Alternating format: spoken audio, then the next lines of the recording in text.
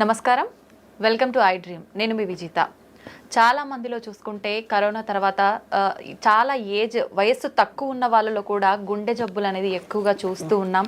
ఎందుకని ఇంత చిన్న వయసులో గుండె జబ్బులు వస్తున్నాయి, అసలు రీజన్ ఏంటి? ఎక్కువగా ఆల్కహాల్, ఆయిల్స్ ఇలాంటివి ఎక్కువగా తీసుకున్న వారిలోనే హార్ట్ అటాక్స్ వచ్చే అవకాశం ఉంటుందా, లేదంటే ప్రతి ఒక్కరిలోనూ గుండె జబ్బు వచ్చే అవకాశం ఉంటుందా? ఇలాంటి మరిన్ని విషయాలు ఇప్పుడు సార్తో మాట్లాడి తెలుసుకుందాం. ప్రస్తుతం నాతో పాటు ఉన్నారు కన్సల్టెంట్ కార్డియాలజిస్ట్ లక్కిరెడ్డి కిరణ్ కుమార్ రెడ్డి గారు. ఇప్పుడు సార్తో మాట్లాడదాం. నమస్కారం సార్. నమస్కారం అండి. సార్, గుండె ఆరోగ్యంగా ఉండాలి అంటే ఎల్డిఎల్ హెచ్డిఎల్ లెవెల్స్ అనేవి ఎంతలో ఉంటే హెల్దీగా ఉన్నట్టు సార్? సో దీన్నే కొలెస్ట్రాల్ అబ్నార్మాలిటీస్ ఆర్ డిస్లిపిడీమియా అంటాం. ఓకే, యూజువల్లీ ఎవ్రీబడి నోస్, అందరికీ తెలిసింది ఏంటంటే LDL cholesterol is the bad cholesterol, HDL cholesterol is the good cholesterol. But lot of people అందరూ ఏమనుకుంటారంటే మన కొలెస్ట్రాల్ అంతా ఎక్కడి నుంచి వస్తుంది, ఓన్లీ ఫుడ్ లో నుంచి మాత్రమే వస్తుంది అనుకుంటారు. But it is only the part of the, మన బాడీలో ఒక కొలెస్ట్రాల్ లెవెల్స్ కి it's only A part only. అంటే మొత్తం మనం బాడీలో ఉండే కొలెస్ట్రాల్ అంతా ఫుడ్ లోనే తీసుకోవట్లేదు. అది ఫస్ట్ పాయింట్ గుర్తుకు పెట్టుకోవాలి. సెకండ్ థింగ్ ఏంటంటే మన బాడీలో any food, what ever food we take, so primarily మనకు ఉండేది proteins, carbohydrates and fats. So apart from fats from the food intake, మనము ప్రోటీన్స్ కానీ కార్బోహైడ్రేట్స్ తీసుకున్నా ఇవి ఎక్సెస్ మన బాడీలో ఉన్నప్పుడు it will convert to fat. అది ఫ్యాట్గా కన్వర్ట్ అయ్యే అవకాశం ఉంటుంది అనమాట. సో నాట్ ఓన్లీ మన బాడీలో ఉన్న కొలెస్ట్రాల్ లెవెల్స్కి ఆహారం ఒకటే కాదు, ఆహారంలో ఫ్యాట్స్ ఒకటే కాదు, మిగతా ఆహారం యొక్క కాంపోజిషన్ కూడా చాలా ఇంపార్టెంట్. ఓకే, సో మనకి ఆహారంలో మనకి allowed fat content is 25 to 30% of మన ఫుడ్లో ఫ్యాట్ ఇంటేక్ అనేది ఉండాలి. ఒక 60% or 50 to 60% is carbohydrates. 20%, 15 to 20% is protein intake. ఇవి మన కంపోజిషన్ ఆఫ్ ఫుడ్ కంపోజిషన్లో ఇవి ఉండాలి. ఓకే, ఇవన్నీ ఇన్ఫ్లుయెన్స్ చేస్తాయి మన బాడీలో ఉండే కొలెస్ట్రాల్ని.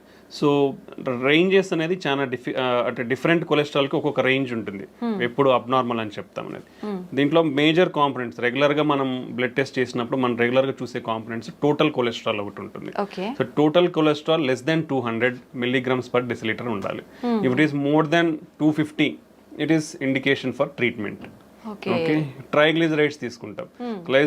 Triglycerides usually less than 150 milligrams per deciliter ఉండాలి. More than 200 milligrams per deciliter ఉంటే we have to take the treatment. Then HDL cholesterol అనేది యూజువల్గా it is a good cholesterol కాబట్టి మన బాడీలో ఎక్కువ ఉండాలి. అంటే it should be more than 60 milligrams per deciliter. Less than around 40 to 50. ఫీమేల్స్లో అయితే లెస్ దెన్ 50, మేల్స్లో అయితే లెస్ దెన్ 40 ఉంటే it's low amount of HDL cholesterol. So that is a risk factor again. So ఇవి మన బాడీలో ఉండే కొలెస్ట్రాల్, బేసిక్ కొలెస్ట్రాల్ లెవెల్స్ ఒక abnormal values అనమాట. బట్ ఈవెన్ ఈ లెవెల్స్ కూడా ఒక్కొక్కసారి మనకి విత్ ఇన్ నార్మల్ రేంజ్ ఉండొచ్చు. ఉండి ఈవెన్ దెన్ పేషెంట్స్ కానీ పీపుల్ హార్ట్ అటాక్ వచ్చే ఛాన్సెస్ ఉండొచ్చు. So there are another component of cholesterol, అంటే సబ్ కాంపనెంట్స్ ఆఫ్ లిపిడ్స్ అంటాం మనం. లైక్ లైపోప్రోటీన్ ఏ అనేది ఇంపార్టెంట్, అపోలైపోప్రోటీన్స్ అనేవి ఉంటాయి. సో ఈ కాంపనెంట్స్ కూడా చాలా ఇంపార్టెంట్ అనమాట. సో మనము ఒకవేళ ఈ basic cholesterol levels even with in normal range ఉన్నా కానీ మనం ఫర్దర్ టెస్టింగ్ ఆఫ్ కొలెస్ట్రాల్ అనేది చెక్ చేయాల్సిన అవసరం ఉంది. సో ఈ బ్యాడ్ కొలెస్ట్రాల్, గుడ్ కొలెస్ట్రాల్ అనేది నాట్ ఓన్లీ ఫ్రమ్ ఫుడ్, మనం తీసుకునే ఫ్యాట్ ఇంటేకే కాదు, rest of the food intake అనేది కూడా చాలా ఇంపార్టెంట్. సో మనం తీసుకునే ఫుడ్లో ఈక్వాలిటీ ఆఫ్, అంటే కార్బోహైడ్రేట్స్ ఉండాలి, ప్రోటీన్స్ ఉండాలి, ఫ్యాట్స్ ఉండాలి. సో కొలెస్ట్రాల్ అనేది మన బాడీలో కూడా ప్రొడ్యూస్ అవుతుంది కాబట్టి అసలు కొలెస్ట్రాల్ అంటే ఫ్యాటీ ఫుడ్స్ తీసుకోవద్దా అనేది it's not correct. So your body needs fatty acids. ఎందుకంటే మన ప్రతి body is made up of cells అంటాం.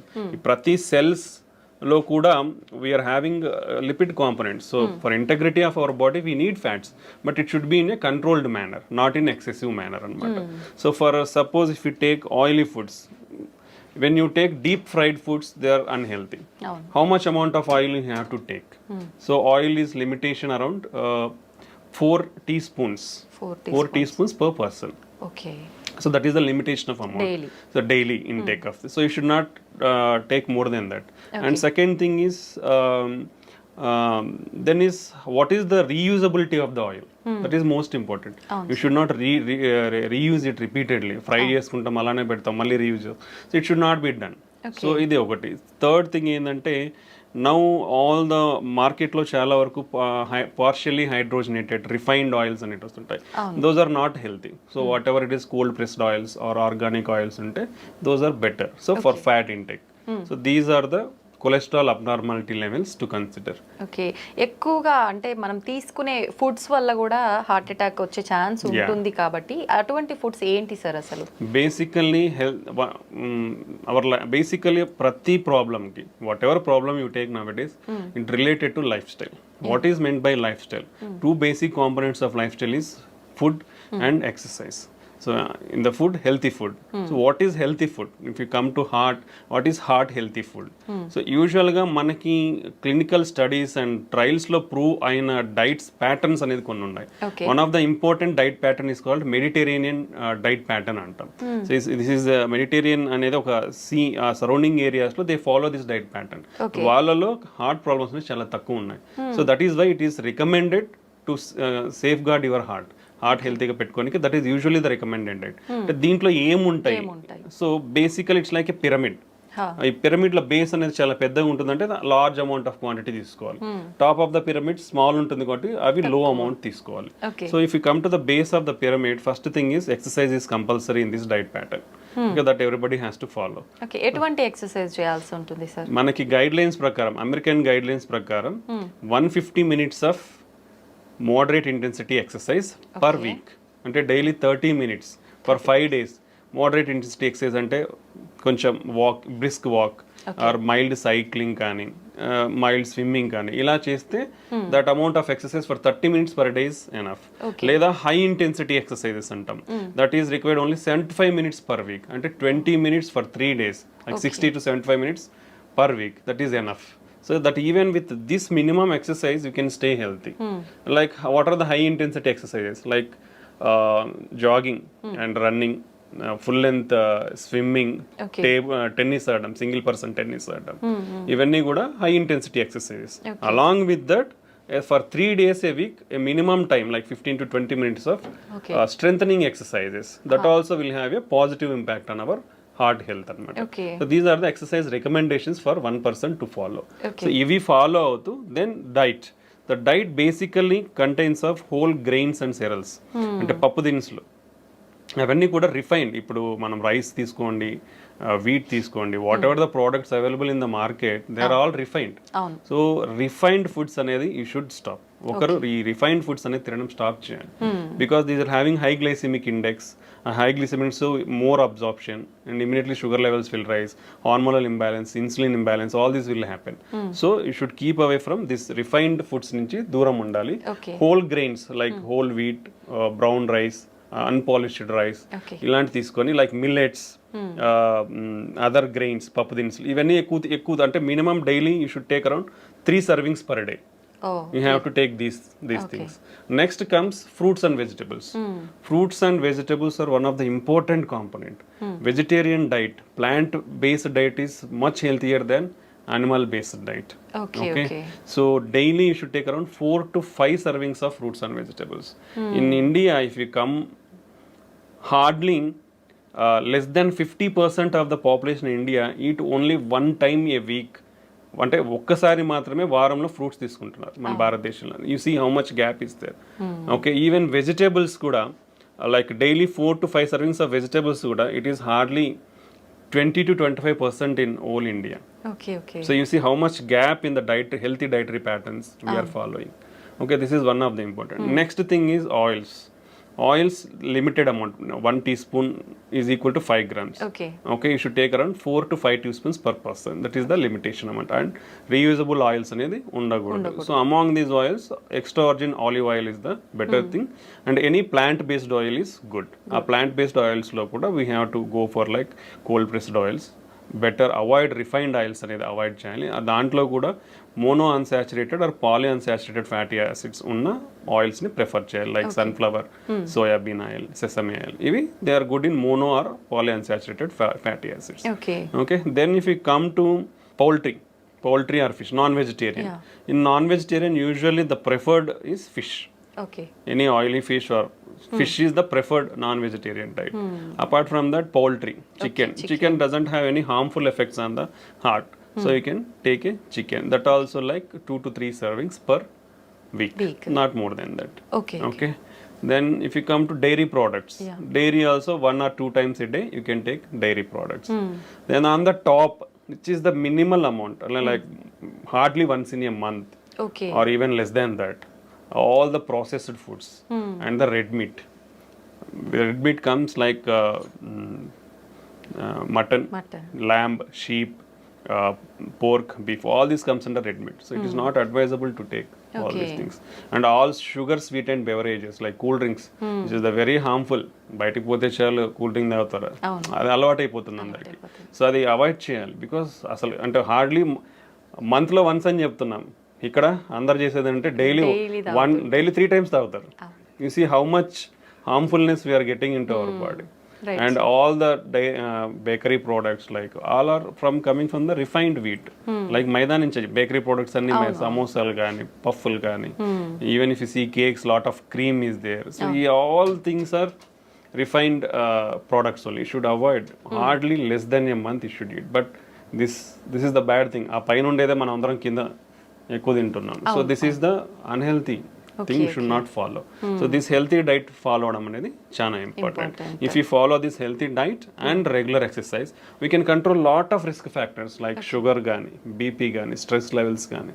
We can reduce all of the things with healthy diet and exercise. Okay, that is the importance of diet and exercise. Sir చాలా మందిలో వింటుంటాము heart attack అనేది sudden గా వస్తుంది, ఇంతకు ముందు ఎప్పుడు ఉండదు, సడన్ గా వస్తుంది, ఎటువంటి సిమ్టమ్స్ కూడా లేవు, చాలా యాక్టివ్ గా హెల్దీగా ఉన్నారు అని చెప్పి. నిజంగా ప్రతి ఒక్కరిలో కూడా సిమ్టమ్స్ అనేవి కనిపించవంటారా సార్ హార్ట్ అటాక్ వచ్చే ముందు? యూజువల్లీ హార్ట్ అటాక్ అనేది ఎందుకు వస్తుందంటే మన రక్తనాళాలు అంటే గుండె పైన 3 రక్తనాళాలు ఉంటాయి. So left side 2, right side 1. ఇది వైటల్. మన హార్ట్ పంపింగ్ మన హార్ట్ కూడా బ్లడ్ సప్లై అవ్వాలి. మన హార్ట్ ఏం చేస్తుంది, మన బాడీకి బ్లడ్ సప్లై చేస్తుంది. బట్ హార్ట్కి కూడా బ్లడ్ సప్లై కావాలంటే ఆ రక్తనాళాల ద్వారా బ్లడ్ అందాలి. ఓకే, సో ఆ రక్తనాళాలలో లోపల అంటే మనం ఇది ట్యూబ్ అనుకుంటే ఈ లోపల ఇన్నర్ లైనింగ్ లో మనకి ప్రాబ్లం అంతా స్టార్ట్ అయ్యింది.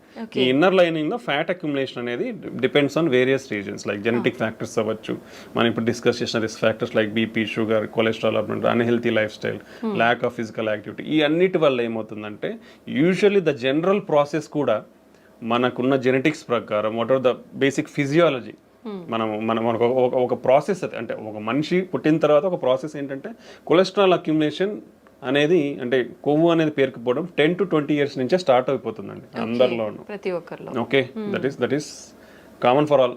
ఓకే, అది స్టార్ట్ అవుతుంది around from 20 years it will start.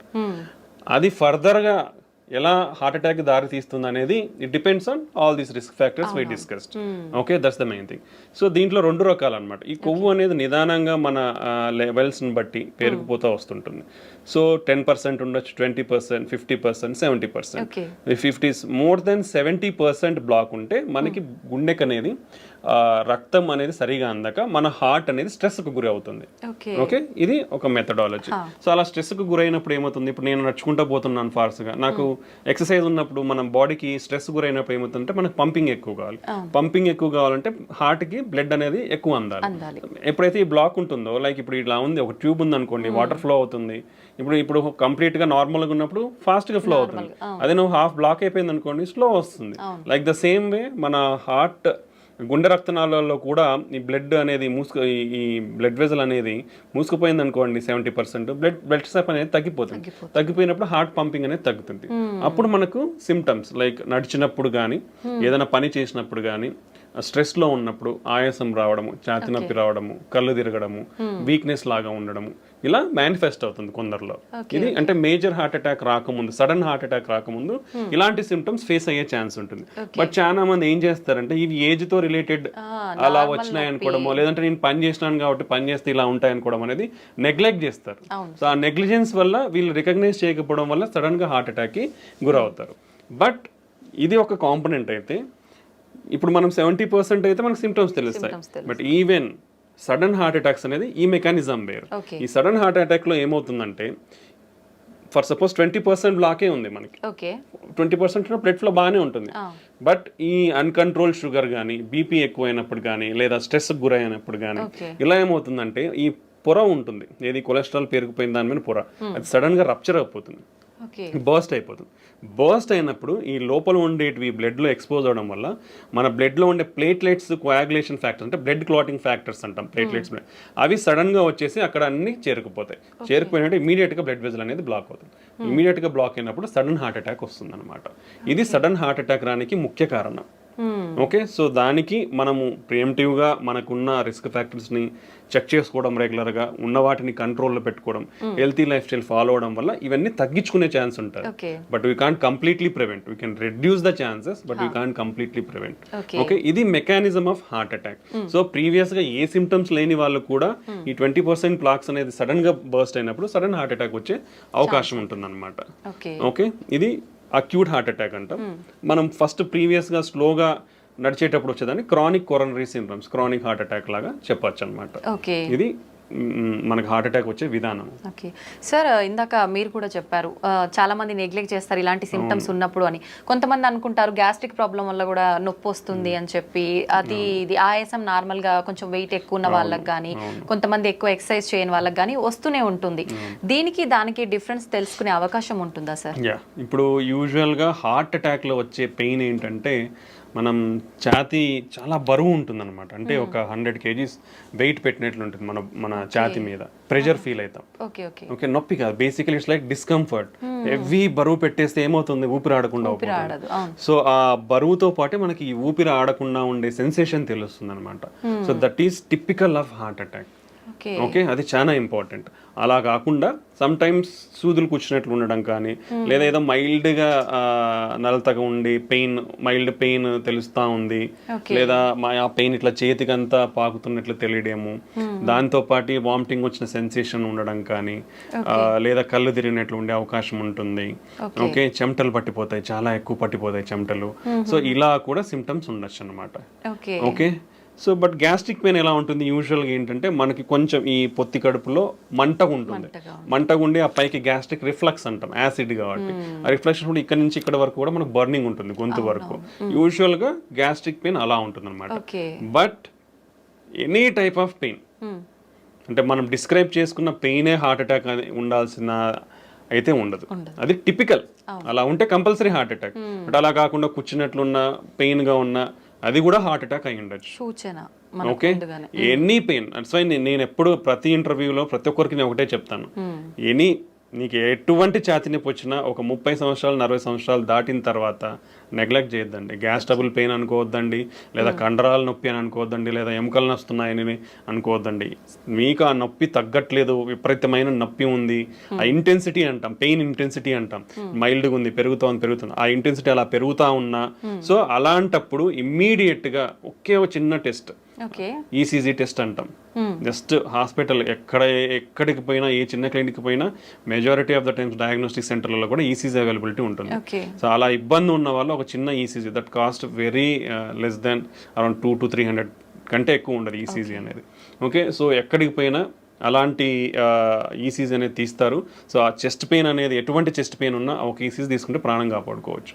ఎందుకంటే అక్యూట్ హార్ట్ అటాక్ ఈసీజీలో చాలా ఈజీగా తెలిసిపోతుంది. సో దాంట్లో హార్ట్ అటాక్ చేంజెస్ ఉన్నాయా, ఇమీడియట్గా డాక్టర్స్ అక్కడ ఉన్న అవైలబిలిటీ ఉంటే ట్రీట్మెంట్ ఇస్తారు, లేదంటే రెఫర్ చేస్తారు. ఒకవేళ అది నార్మల్గా ఉందంటే ఊపిరి పీల్చుకొని then you can evaluate slowly.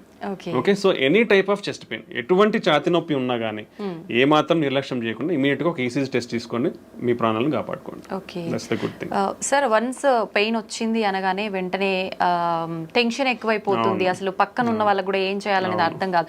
అటువంటి టైంలో మనం హాస్పిటల్కి వెళ్ళే ముందుగానే ఇంట్లో జాగ్రత్త తీసుకునే అవకాశం ఉందంటారా సార్? బేసికల్లీ ఫస్ట్ థింగ్ ఏంటంటే ఇట్లా సడన్ హార్ట్ అటాక్ వచ్చినప్పుడు there is no time.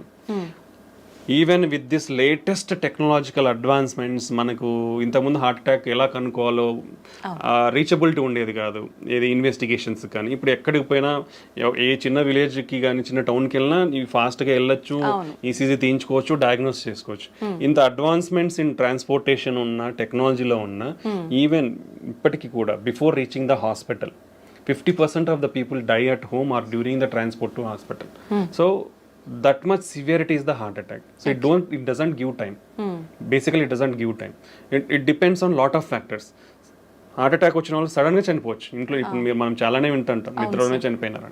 It will have sudden గా బ్లాక్ అయినప్పుడు ఏమవుతుందంటే ఈ మన కండరం అనేది ఎలక్ట్రికల్ సిస్టమ్ ఉంటుంది బాడీలో, అది సడన్ గా బ్లడ్ ఫ్లో తగ్గిపోవడం వల్ల ఫిబ్రిలేట్ అవుతుంది అనమాట. ఫిబ్రిలేట్ అంటే హార్ట్ రేట్ అనేది ఫాస్ట్ కొట్టుకుంటుంది. సో అది రికగ్నైజ్ చేసే లోపలనే పేషెంట్ విల్ డై. బికాస్ చాలా మందికి తెలియదు how to recognize it. Okay, that's why immediately when the person ఎవరైతే కొలాప్స్ అయిపోయి పడిపోతారో వాళ్ళకి మనం ఇంటికి సిపిఆర్ అనేది స్టార్ట్ చేయమని చెప్తాం. So that will give time. అంటే ఒక మెడికల్ పర్సన్ వచ్చి ట్రీట్మెంట్ ఇచ్చే లోపల ఇట్ విల్ గివ్ టైమ్. ఎందుకంటే మనం ప్రెస్ చేసినప్పుడు బ్లడ్ సర్క్యులేషన్ అనేది జరుగుతుంది కాబట్టి it will keep our brain and other organs intact కాబట్టి. సో ఇప్పటికీ కూడా 50% of the heart attacks can't reach hospital. So కాబట్టి ఇటువంటి వారు ఫస్ట్ ప్రికాషనరీ మెజర్స్ ఏంటంటే స్క్రీనింగ్ ప్రోగ్రామ్స్. ఎందుకంటే మన లైఫ్ స్టైల్ మనల్ని ఈ ఎరాలోకి తోసేసింది. మనం అందరం కూడా వర్స్ట్ లైఫ్ స్టైల్లోనే ఉన్నాం. Everybody is like that. Okay, 30 years దాటితే బీ కేర్ఫుల్, 40 years దాటితే ఇంకా be careful. So annual screening checkups, that is most important. That is if you తీసుకుంటే బీపీ కానీ షుగర్ కానీ 1 in 3 persons are undiagnosed. Okay, so ఎవరికి తెలియదు. ఆడి hospital పోతే బీపీ ఉందన్నారు, హాస్పిటల్ పోతే షుగర్ ఉందన్నారు అని చెప్తారు. సో మనకు తెలియదు చాలా జబ్బులు మనకు ఉన్నాయని, బికాస్ అర్లీ స్టేజెస్ లో మేనిఫెస్ట్ కావు సిమ్టమ్స్ అనేది. So we have to identify through some investigations. So annual screening programs అనేది చాలా important. Okay, second thing, BP కానీ షుగర్ కానీ కొలెస్ట్రాల్ అబ్నార్మాలిటీస్ ఉన్న వాళ్ళు కానీ వీళ్ళందరూ చాలా జాగ్రత్తగా ఇప్పుడు బీపీ ఉన్న వాళ్ళు they have to keep 1 BP monitor in their home. ఇప్పుడు ఎందుకంటే హాస్పిటల్లో చూసే బీపీ వాల్యూస్ కంటే ఇంట్లో ఉన్న బీపీ వాల్యూస్ చాలా యాక్యురేట్ ఉంటుంది. దట్ హోమ్ బీపీ బేస్డ్ ట్రీట్మెంట్సే ఇస్తాం మేము కూడా. ఇఫ్ సంబడి ఎవరన్నా ఇంట్లో బీపీ రెగ్యులర్గా నోట్ చేసుకుంటున్నారంటే ఆఫీస్లో ఒక 20 వరకు ఎక్కువ ఉండొచ్చు because of anxiety are lot of things. Okay, home BP monitoring అనేది చాలా ఇంపార్టెంట్ బీపీ కంట్రోల్లో పెట్టుకోండి. ఓకే, రెగ్యులర్గా బీపీ మిషన్ అనేది పెట్టుకోవాలి. బీపీ షుగర్ ఉన్న వాళ్ళు కూడా అట్లీస్ట్ మంత్లీ చెక్ చేయించుకోవాలి. ఎవ్రీ 3 months HbA1c టెస్ట్ అనేది ఒకటి చేసుకోవాలి. Okay, strict control of BP and diabetes చేసుకోవాలి. కొలెస్ట్రాల్ లెవెల్స్ కూడా స్ట్రిక్ట్ కంట్రోల్లో ఉండాలి. Healthy lifestyle, take healthy food. అవసరమైనంత మాత్రమే తినండి, అనవసరంగా ఏదో ఇప్పుడు ఏంటంటే అవైలబిలిటీ ఈజీ అయిపోయింది. If you see some 30 years back people are dying from malnutrition. Food కానీ ఇవన్నీ అందక చనిపోయేవాళ్ళు. బట్ ఇప్పుడు అంతా బికాస్ మాల్ న్యూట్రిషన్ వల్ల ఫుడ్ వల్ల ఇట్లా అయిపోతున్నారని గవర్నమెంట్స్ అన్ని ఏం చేశారంటే policies easy availability of food చేసేసాయి. లైక్ ఫ్రీ పథకాలు కానీ అంటే చాలా ప్రొవిజన్స్ ఇచ్చేసారు, ఎవరు కూడా ఆకలితో చావకూడదు అనేసి. ఇప్పుడు ఈజీ అవైలబిలిటీ ఆఫ్ ఫుడ్ అయిపోయింది. So you don't have to move out to get food. So easy availability of food అయిపోయిన తర్వాత వచ్చింది కదా ఉంది కదా అని తినేస్తా ఉన్నారు. That will lead to lot of problems. So take your healthy diet, take required proportions only and do regular exercise. So ఇలా ప్రికాషనరీ మెజర్స్ తీసుకుంటే మనము ఈ హార్ట్ అటాక్ సడన్ గా వచ్చే దాని నుంచి ప్రివెంట్ చేసుకోవచ్చు. బట్ బిఫోర్ ఎనీథింగ్ అంటే ఒక హార్ట్ అటాక్ వచ్చే ముందర మనకి మినిమం కొంచెం ఛాతి నొప్పి కానీ ఆయాసంగా ఫీల్ అవ్వడం, ఆ ఆయాసంతో యాంగ్జైటీ, ఎయిర్ హంగర్ అంటాం, మనకి ఏదో గాలి ఆడట్లేదు అనిపిస్తుంది. ఓకే, యాంగ్జైటీ స్టార్ట్ అవుతుంది, చెమటలు పట్టచ్చు, వామిటింగ్ సెన్సేషన్ ఉండొచ్చు, సో చెయ్యి లాగచ్చు. ఇలాంటి మైల్డ్ ప్రికాషనరీ సైన్స్ ఉంటాయి. పర్టికులర్లీ మనం తీసుకుంటే డయాబెటీస్ కానీ ఎల్డర్లీ మోర్ దాన్ 60-65 years వాళ్ళలో కానీ ఫీమేల్స్ కానీ పర్టికులర్లీ ఈ 3 కేటగిరీలో సిమ్టమ్స్ అనేది చాలా తక్కువగా తెలుస్తాయి. ఛాతీ నొప్పి వచ్చినా దే కాంట్ రికగ్నైజ్, ఎందుకంటే మైల్డ్గా ఉంటాయి వాళ్ళలో. సో ఆ మైల్డ్ది నెగ్లెక్ట్ చేస్తే మోర్ డేంజర్స్.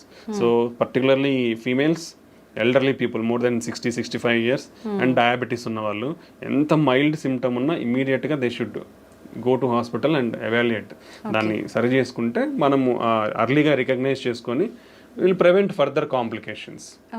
ఇవి మనకు హార్ట్ అటాక్ ముందు వచ్చే precautionary science. Okay sir, alcohol తీసుకునే వారికి హార్ట్ అటాక్ వచ్చే అవకాశం ఎంత వరకు ఉంటుంది సార్? అది ప్రమాదకరమైంది అంటారా? కంపల్సరీ వస్తుందండి. ప్రీవియస్గా ఏమైందంటే lot of studies I think జెంట్స్లో ఒక డైలీ ఒక 2 drinks కానీ, 2 drinks అంటే బాటిల్స్ కాదు, there is some limit of, అంటే ఒక బీర్ తీసుకుంటే 300 ml, or if you take wine 150 ml, or if you take alcohol like whisky 40% alcohol తీసుకుంటే ఒక 40 ml అట్లా ఉండేటివి.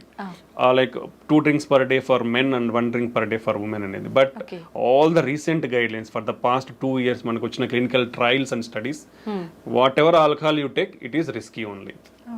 ఓకే, వాట్ ఎవర్ ఆల్కహాల్, ఎంత అమౌంట్ ఆఫ్ ఆల్కహాల్ తీసుకున్నారో దానివల్ల మీకు హాని అయితే ఉంది. So better completely avoid alcohol intake.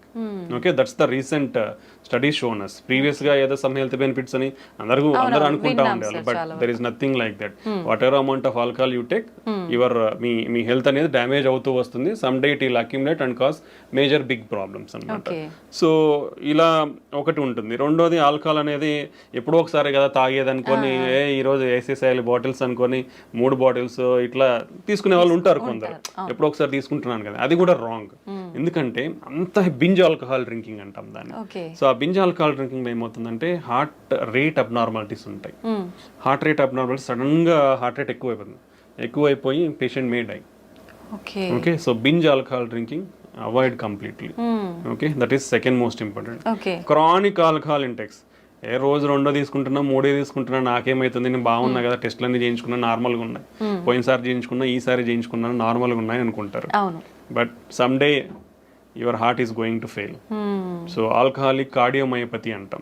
ఒకసారి హార్ట్ ఫెయిల్ అయ్యి ఇర్రివర్సిబుల్ స్టేజ్లోకి వెళ్ళింది అనుకోండి, నథింగ్ విల్ హెల్ప్. ఎన్ని మందులు అన్నా ఏం చేసినా నీకు మళ్ళీ నార్మల్ ఫంక్షన్కి రాదు. వీ హ్యాడ్ సీన్ యంగ్స్టర్స్ ఆ స్టేజ్కి పోవడం కూడా మేము చూసాము. కంప్లీట్గా రోజు తాగే వాళ్ళను చూసి వాళ్ళ irreversible stage of heart failure అంటాం, అక్కడికి వెళ్ళిన వాళ్ళని చూసాము. నెక్స్ట్ వీళ్ళల్లో ట్రైగ్లిజరైడ్ అబ్నార్మాలిటీస్ వచ్చే ఛాన్స్ ఉంటుంది, దెన్ హార్ట్ అటాక్స్ వచ్చే ఛాన్స్ ఉంటుంది. Okay, even they are more prone to liver disease, chronic liver disease and cirrhosis అంటాం, ప్యాంక్రటైటిస్ అంటాం. So lot of complication. అంటే not only heart, it will damage other organs also. So when ఒకసారి ఇది హానిగా అనిపిస్తుంది అంటే you should get away from system అంతా effect అవుతుంది. So you should get away from them. Better don't take alcohol. అలవాటు ఉన్న వాళ్ళు కూడా, if it is difficult for you to stop, reduce your amount slowly and completely stop it and stay healthy. Okay, అది alcohol related side effects. Sir, ప్రతి ఒక్కరం కూడా వింటూనే ఉంటాం ఆల్కహాల్ కానీ స్మోకింగ్ కానీ రెండు కూడా ప్రమాదకరమని. ఇప్పుడు మీరు కూడా చెప్పారు ఆల్కహాల్ తీసుకుంటే ఎటువంటి ప్రమాదం. మరి స్మోకింగ్ తీసుకునే వాళ్ళు ఎటువంటి ప్రమాదాలు ఉంటాయి, ప్రత్యేకించి హార్ట్ కు సంబంధించి ఎలాంటి హాని జరుగుతుంది? Smoking is the deadliest risk factor అండి. రెండు పెద్ద అనారోగ్యాన్ని చేయగలిగే జబ్బులు ఏంటంటే, ఒకటి షుగర్, రెండోది స్మోకింగ్. ఈ రెండు చాలా డేంజరస్. అంటే బాడీలో ప్రతిదీ అఫెక్ట్ అయిపోతుంది. ఈ రెండింటి వల్ల ప్రతి ఆర్గన్ బాడీలో అఫెక్ట్ అయిపోతుంది. స్మోకింగ్ అనేది మన బ్లడ్ వెజల్స్లో ప్రతి బ్లడ్ వెజల్ని కొవ్వు పెరిగిపోయే ఛాన్స్ ఇస్తుంది, ఇన్ఫ్లమేషన్ ఉంటుంది, బ్లడ్ క్లాటింగ్ రిస్క్ పెరుగుతుంది. సో ఒక బ్లడ్ వెజల్ అనేది మన బాడీ మొత్తం బ్లడ్ వెజల్స్ ఉంటాయి. సో ఎక్కడైనా ఇవి అఫెక్ట్ అవ్వచ్చు. సో ఒక ఆర్గాన్, ఏ ఆర్గాన్ బ్లడ్ వెజల్ అఫెక్ట్ అయితే ఆర్గాన్ ఫెయిల్ అయిపోతుంది. And particularly smoking will cause every type of cancer. మనకు తెలిసిందే, oral cancer, okay, lung cancer, esophageal cancer, pancreatic cancer, colon cancer అన్నీ వస్తాయి స్మోకింగ్తో.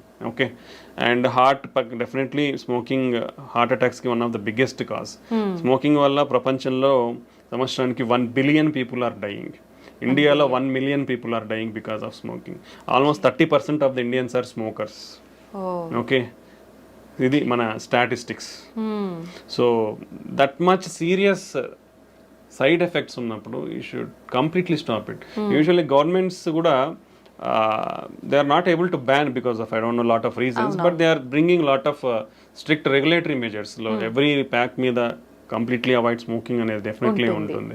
Everywhere they display, even in public places like theaters, they are displaying stop smoking and they are showing the consequences of చూపిస్తున్నారు. Brain stroke, cancers, heart attacks, emphysema, lung problems, ఆయాసం రావడము. So what not every organ is getting affected. So completely stop smoking. It is dangerous. Smoking అంటే మనం smoking చేయడమే కదండి, మీరు ఇప్పుడు నీ చుట్టుపక్కల వాళ్ళు కూడా అఫెక్ట్ అవుతారు. ఇఫ్ సంబడీ స్మోకింగ్, చుట్టుపక్కల వాళ్ళు ఒక 10 మంది ఉంటే వాళ్ళు 10 మంది కూడా అఫెక్ట్ అవుతారు. That is called as second hand smoke అంటాం. సార్, స్మోక్ చేసిన వాళ్ళకంటే ఎక్కువ పక్క వాళ్ళకే ఎక్కువ ఎఫెక్ట్ అయ్యే ఎక్కువ అనేది లేదు, కానీ ఎక్కువ అని చెప్పలేము. స్మోక్ చేసే వాళ్ళు ఎంత ఎఫెక్ట్ అవుతారో సెకండ్ హ్యాండ్ స్మోక్ అంటే పక్కన తాకుండా పీల్చుకునే వాళ్ళు కూడా అఫెక్ట్ అవుతారు. So it can be seen in both females లో, కానీ మనము పెద్దవాళ్ళలో అయితే వాళ్ళకి గుండె జబ్బులు రావచ్చు, బ్రెయిన్ స్ట్రోక్ రావచ్చు, ఊపిరితిత్తుల ప్రాబ్లమ్స్ ఇవన్నీ వచ్చు.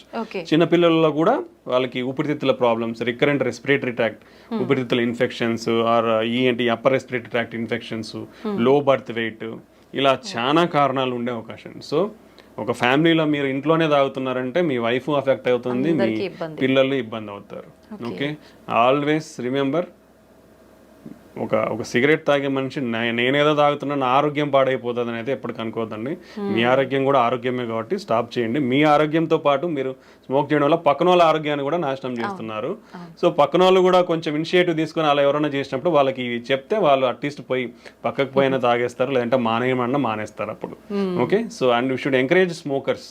ఎవరైతే సిగరెట్స్ తాగుతున్నారో వాళ్ళకి ఇవన్నీ చెప్పి వాళ్ళని ఎంకరేజ్ చేయాలి to quit smoking. Because smoking అనేది స్టాప్ చేసిన తర్వాత హార్ట్ అటాక్ రిస్క్ తగ్గనికి 10 సంవత్సరాలు పడుతుందండి. ఒక మనిషి ఇప్పుడు స్మోకింగ్ స్టాప్ చేసినా కానీ అతనికి హార్ట్ అటాక్ రిస్క్ తగ్గనికి, అంటే ఈ స్మోకింగ్ మానేసినాక కూడా 10 years వరకు అతనికి హార్ట్ అటాక్ రిస్క్ చాలా ఎక్కువ ఉంటుంది. Okay, that is the impact of smoking. మానేసాకే అన్ని ఇయర్స్ ఉంటే కంటిన్యూ ఉన్నప్పుడు ఎంత సిగ్నిఫికెంట్ ఉంటుందో ఆలోచించాలి అందరూ కూడా. Okay, that is most important. So next ఏమొస్తాయంటే మనకు సెకండ్ హ్యాండ్ స్మోక్ కాకుండా వీళ్ళు కాల్డ్ యాజ్ ఈ-సిగరెట్స్ అంటారు. Those are also dangerous. Smoking related anything like e-cigarettes, దాంట్లో నికోటిన్ ఉండదు. But still lot of studies, even in US studies also showed, even if somebody advertise that non nicotine cigarettes ఉన్నా కానీ దాంట్లో కూడా nicotine ఉంటుంది. Nicotine లేకపోయినా lot of damaging products like metallic, tin, lead, mercury లాంటి చాలా compounds, dangerous compounds ఉంటున్నాయి. So even everything, hookahs is also dangerous. E-cigarettes, hookahs, everything is dangerous. So completely avoid all those products and stay healthy. Okay sir, చాలా మంది pan, gutka ఇలాంటివి ఎక్కువగా తీసుకుంటూనే ఉంటారు non stop గా, ఎక్కడ పడితే అక్కడ ఉమ్మేస్తూ ఉంటారు. అలాంటి వాళ్ళకి కూడా గుండె జబ్బులు వచ్చే అవకాశం ఉంటుంది. డెఫినెట్లీ వస్తాయండి. పాన్, గుట్కా అనేది కూడా ఏముంది, పొగాకే కదా. పొగాకు పీల్చినా నమిలినా అంతా లోపలికే పోతుంది, బ్లడ్ లోకే అబ్జర్వ్ అవుతుంది. ఆ కెమికల్స్ అన్ని బ్లడ్ లోకే పోతాయి. ఫైనల్ గా బ్లడ్ లోకి వెళ్ళిన తర్వాత ప్రతి ఆర్గాన్ని ఎఫెక్ట్ చేస్తాయి. సో స్మోకింగ్ అయితే ఎంత డేంజరస్, గుట్కా, పాన్ ఇలాంటివి కూడా అదే రేంజ్లో డేంజరస్. సో దానివల్ల పర్టికులర్లీ మోర్ ఏంటంటే మౌత్ క్యాన్సర్స్, ఓరల్ క్యాన్సర్స్ ఎక్కువ ఉంటాయి. ఎందుకంటే డైరెక్ట్లీ ఇట్ ఈస్ ఈ ఏరియాలో అఫెక్ట్ అవుతుంది కాబట్టి. బట్ బ్లడ్లో కూడా అబ్జర్వ్ అయిపోయి ఆ కాంపౌండ్స్ అన్ని it is also cause heart attacks and brain strokes. So that also too dangerous. Completely avoid all these things. Sir, cardiac arrest అంటూ ఉంటారు. హార్ట్ అటాక్ కి దానికి మధ్య డిఫరెన్స్ ఏమైనా ఉందా సార్? రెండు ఒకటేనా? రెండు డిఫరెంట్ అండి. Okay, this is very important. Heart attack అంటే మనం ఆల్రెడీ మాట్లాడుకున్నాం. అంటే మన గుండె రక్తనాళాలలో బ్లాక్స్ వస్తే ఆ బ్లాక్ వల్ల బ్లడ్ సప్లై సడన్ గా ఆగిపోయి హార్ట్ మజిల్ అనేది సడన్ గా వీక్ అవుతుంది. దాన్ని హార్ట్ అటాక్ అంటాం. ఓకే, కార్డియాక్ అరెస్ట్ అంటే గుండె కొట్టుకునేది సడన్ గా ఆగిపోవడం. అంటే ఇప్పుడు హార్ట్ అటాక్ వచ్చినప్పుడు గుండె కొట్టుకుంటుంది, but some part of the ఏ పార్ట్ కి బ్లడ్ వెజల్ అఫెక్ట్ అయ్యి బ్లడ్ సప్లై తగ్గిందో ఆ పార్ట్ అనేది పనిచేయదు, రెస్ట్ ఆఫ్ ద గుండె కొట్టుకుంటుంది. బట్ హార్ట్ అటాక్ లో కూడా ఇలా జరగడం వల్ల సడన్ గా గుండె ఆగిపోయే ప్రమాదం అనేది ఉంటుంది. బట్ సడన్ కార్డియాక్ అరెస్ట్ అంటే సడన్ గా there are lot of reasons. Sudden గా గుండె ఆగిపోవడానికి చాలా కారణాలు ఉంటాయి. సడన్ గా గుండె అనేది కొట్టుకోవడం ఆగిపోతుంది. సో దాన్ని సడన్ కార్డియాక్ అరెస్ట్ అంటాం. So one of the reasons heart attack ఒకటి కారణము. దెన్ ఎలక్ట్రికల్ అబ్నార్మాలిటీస్ అంటాం, అరిథ్మియాస్ అంటాం, హై హార్ట్ రేట్ అబ్నార్మాలిటీస్. అలా హై హార్ట్ రేట్ ఉన్నప్పుడు గుండె, ఇప్పుడు నార్మల్గా మన గుండె 60 నుంచి 90 వరకు ఇలా కొట్టుకుంటుంది. ఓకే, ఇప్పుడు సడన్ గా 200-250 నిమిషాన్ని కొట్టుకుంది అనుకోండి, మీకు కదులుతున్నట్టు తెలుస్తుందా? జస్ట్ ఫింగర్స్ మూమెంట్స్ తెలుస్తున్నాయి, బట్ ఇలా కొట్టుకుంటేనే కదా బ్లడ్ అందేది. ఇలా కొట్టుకున్నప్పుడు ఏమవుతుంది, బ్లడ్ అందదు. So it looks like heart has been stopped. So cardiac arrest. Okay, then infections, cardiomyopathies అంటాం. సో జెనెటిక్ ఉంటాయి చాలా కూడా కొన్ని. Okay, like hypertrophic cardiomyopathy, arrhythmic cardiomyopathies ఉంటాయి. కొన్ని ఛానలోపతీస్ అంటాం, అంటే మన బేసిక్ మాలిక్యులర్ లెవెల్లో కొన్ని ఛానల్స్ ఉంటాయి మన ఫంక్షన్స్ కానీ. So long QT syndrome, short QT syndrome, Brugada syndrome, ఇట్లా లాట్ ఆఫ్ థింగ్స్ ఉంటాయి అన్నమాట. Even like drug abuse will cause sudden heart attacks, sudden cardiac arrest, excessive alcohol cause sudden cardiac arrest. So ఇలా చాలా కారణాలు ఉంటాయి sudden cardiac arrest కావడానికి. So heart attack అనేది blood supply తగ్గిపోవడం వల్ల వచ్చేదాన్ని హార్ట్ అటాక్ అంటాం. కార్డియాక్ అరెస్ట్ అనేది సడన్ గా గుండె ఆగిపోతుంది అంతే. ఆ గుండె ఆగిపోయినప్పుడు ఎవరైనా చేయగలిగేదంటే సిపిఆర్ చేయాలి. అది ప్రతి ఒక్కరూ నేర్చుకోవాలి. ఎందుకంటే సంబడి మీకు ఆ సిపిఆర్ అనేది తెలిస్తే అట్లీస్ట్ మీరు మనం అంటే throughout your life span you can save one life. అవును, అది కంపల్సరీ ఎవ్రీబడి, అంటే చదువులేని వాళ్ళు కూడా నేర్చుకోవచ్చు. అది okay. It's not a big science కానీ నాలెడ్జ్ కానీ ఏం లేదు. అదేంటి just need a simple training. Everybody ఆ ట్రైనింగ్ ని కూడా తీసుకోవచ్చు. Lot of online programs, hospitals are offering CPR programs. CPR training అనేది తీసుకుంటే సండే అంటే అట్లీస్ట్ మనకు ఛాన్స్ దొరికినప్పుడు అవసరంలో ఉన్న వాళ్ళకి మనము ఆ సిపిఆర్ ఇచ్చి కాపాడగలిగే వాళ్ళం అవుతాం అనమాట. ఓకే సార్, మీరు చెప్పారు షుగర్ ఉన్న వాళ్ళలో కూడా ఎక్కువగా హార్ట్ అటాక్ వచ్చే అవకాశం ఉంటుంది అని చెప్పి. కొంతమందిలో షుగర్ ఉంటుంది బట్ కంట్రోల్లోనే టాబ్లెట్స్ వాడుతుంటారు, దాని తగ్గ డైట్ కంట్రోల్లో ఉంటుంది. అలాంటి వాళ్ళలో కూడా హార్ట్ అటాక్ వచ్చే ఛాన్స్ ఉంటుందా? యూజువల్గా అన్కంట్రోల్డ్ షుగర్స్ వాళ్ళకి very high risk. But even diabetes under కంట్రోల్లో ఉన్న వాళ్ళకి కూడా వచ్చే ఛాన్స్ ఉంటుంది. ఎందుకంటే so by the time in literally in our country 80% of the people are having diabetes. అవును. Okay, and less than 50% are not under control. So uncontrol sugars అనేది చాలా ఎక్కువ. ఓకే, అండ్ షుగర్ ఉన్న వాళ్ళలో షుగర్ ప్రాబ్లమ్ ఒకటే ఉండదండి. BP ఉంటుంది, cholesterol abnormalities ఉంటుంది, కిడ్నీ ప్రాబ్లమ్స్ ఉండే ఛాన్స్ ఉంటుంది. సో మల్టిపుల్ ప్రాబ్లమ్స్ ఉంటాయి. ఇలా మల్టిపుల్ ప్రాబ్లమ్స్ ఉన్నప్పుడు one of the factor will affect. So even when your blood sugar is there, still chances of getting.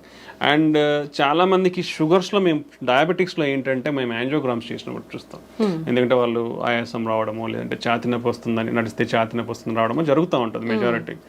So వాళ్ళలో యూజువల్గా there are different specific type of blocks ఉంటాయి. అంటే పైనుంచి కింది వరకు బ్లడ్ వెజల్స్ అన్ని సన్నగా అయిపోతాయి. By the time you start treatment, మీరు ట్రీట్మెంట్ స్టార్ట్ చేసే టైంకి కానీ లేదా కంట్రోల్ అయ్యే టైంకి జరగాల్సిన డ్యామేజ్ జరిగిపోయి ఉంటుంది.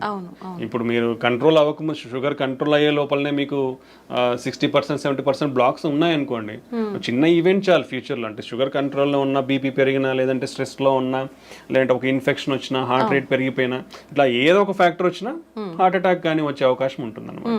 సో షుగర్ కంట్రోల్ తో పాటు healthy life style and other risk factors ఏమన్నా ఉంటే అవి కంట్రోల్లో పెట్టుకుంటే తక్కువ ఛాన్స్ ఉంటుంది. అంటే అందరికీ అలానే ఉంటుందని చెప్పలేము. షుగర్ ఉన్న వాళ్ళల్లో నార్మల్ వెజల్స్ కూడా ఉండే ఛాన్స్ ఉంటుంది. అంటే స్ట్రిక్ట్ కంట్రోల్ అంటే ఇనిషియల్గానే ఫస్ట్ నుంచి స్ట్రిక్ట్ కంట్రోల్ ఉండాలి. అంటే కొన్ని ఇయర్స్ అంతా కంట్రోల్లో లేకుండా ఫైనల్గా కంట్రోల్ అయ్యింది కదా అనుకుంటే ముందంతా డ్యామేజ్ జరిగిపోయి ఉంటుంది.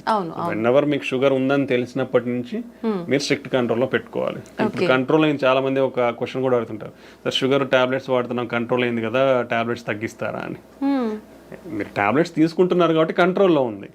ఓకే, ఇప్పుడు టాబ్లెట్స్ తీసేస్తే ఏమవుతుంది, మళ్ళీ పెరిగే అవకాశం ఉంటుంది. సో మీకు టాబ్లెట్లు తీసేయాలి అది తగ్గించాలన్నప్పుడు ఏంటంటే strict diet patterns, strict regular exercise ఇవన్నీ ఫాలో అయినప్పుడు డెఫినెట్లీ మీకు ఆ నీడ్ లేదు, ఇన్ని మెడికేషన్స్ వాడాల్సిన నీడ్ లేదంటే definitely we can reduce the drugs. But ఈ స్ట్రిక్ట్ లైఫ్ స్టైల్ లేకుండా మనము షుగర్ టాబ్లెట్స్ తగ్గించాలంటే మళ్ళీ షుగర్ లెవెల్స్ అనేది స్పైక్ అవుతుంది, అది మళ్ళీ మోర్ డ్యామేజ్ అనేది కాస్ట్ చేస్తుంది. ఓకే, సో మోస్ట్లీ డయాబెటీస్ అనేవాళ్ళు compare to non diabetes sugar లేని వాళ్ళతో పోలిస్తే కంట్రోల్ ఉన్న అన్కంట్రోల్డ్ ఉన్నా కానీ హై రిస్క్లోనే ఉంటారు ఎప్పటికి కూడా. ఓకే, బీపీ థైరాయిడ్ ఉన్న వాళ్ళలో కూడా ఇలాంటి అవకాశాలు ఎక్కువగా బీపీ ఉంటాయండి. BP 1 in 3 persons BP or under diagnosed. ఇప్పుడు మనం 5 మంది ఉన్నాం, ఇక్కడ ఎవరికొకరికి ఉండొచ్చు బీపీ. అంటే ముగ్గురులో ఒకరికి బీపీ తెలియదు, ఉందని తెలియదు. బై ద టైం తెలిసే లోపల బ్రెయిన్ స్ట్రోక్స్ రావచ్చు, హార్ట్ స్ట్రోక్స్ రావచ్చు, కిడ్నీ ఫెయిల్యూర్ అవ్వచ్చు.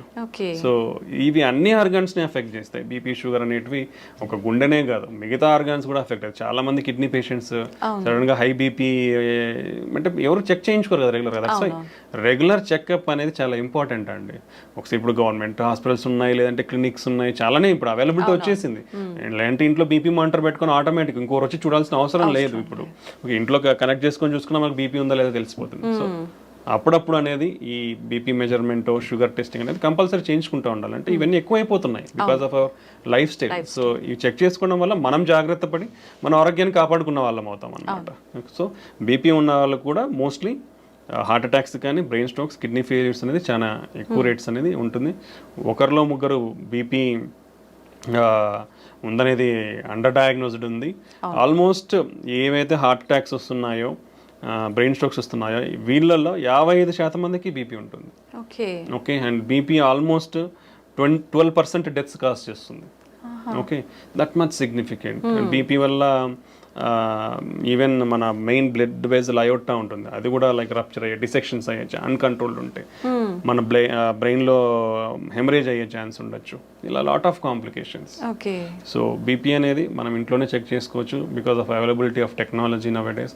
ఇప్పుడు అంతా స్మార్ట్ వాచ్లలో కూడా బీపీ వస్తున్నాయి తొందరలో, ఇంతవరకు రాలేదు, but future generation all watches are coming with everything, heart rate monitor, blood pressure, oxygen saturation. You can use the technology and stay healthy. Availability ఉన్నప్పుడు we have to use the technology and stay healthy. So BP కూడా ఇలాంటివి definitely lot of problems అనేది cause చేస్తుంది. చాలా మందిలో high బీపీసే కాకుండా లో BPs కూడా ఉంటూ ఉంటాయి కదా సార్, వాళ్ళలో కూడా అవకాశం ఉంటుందా?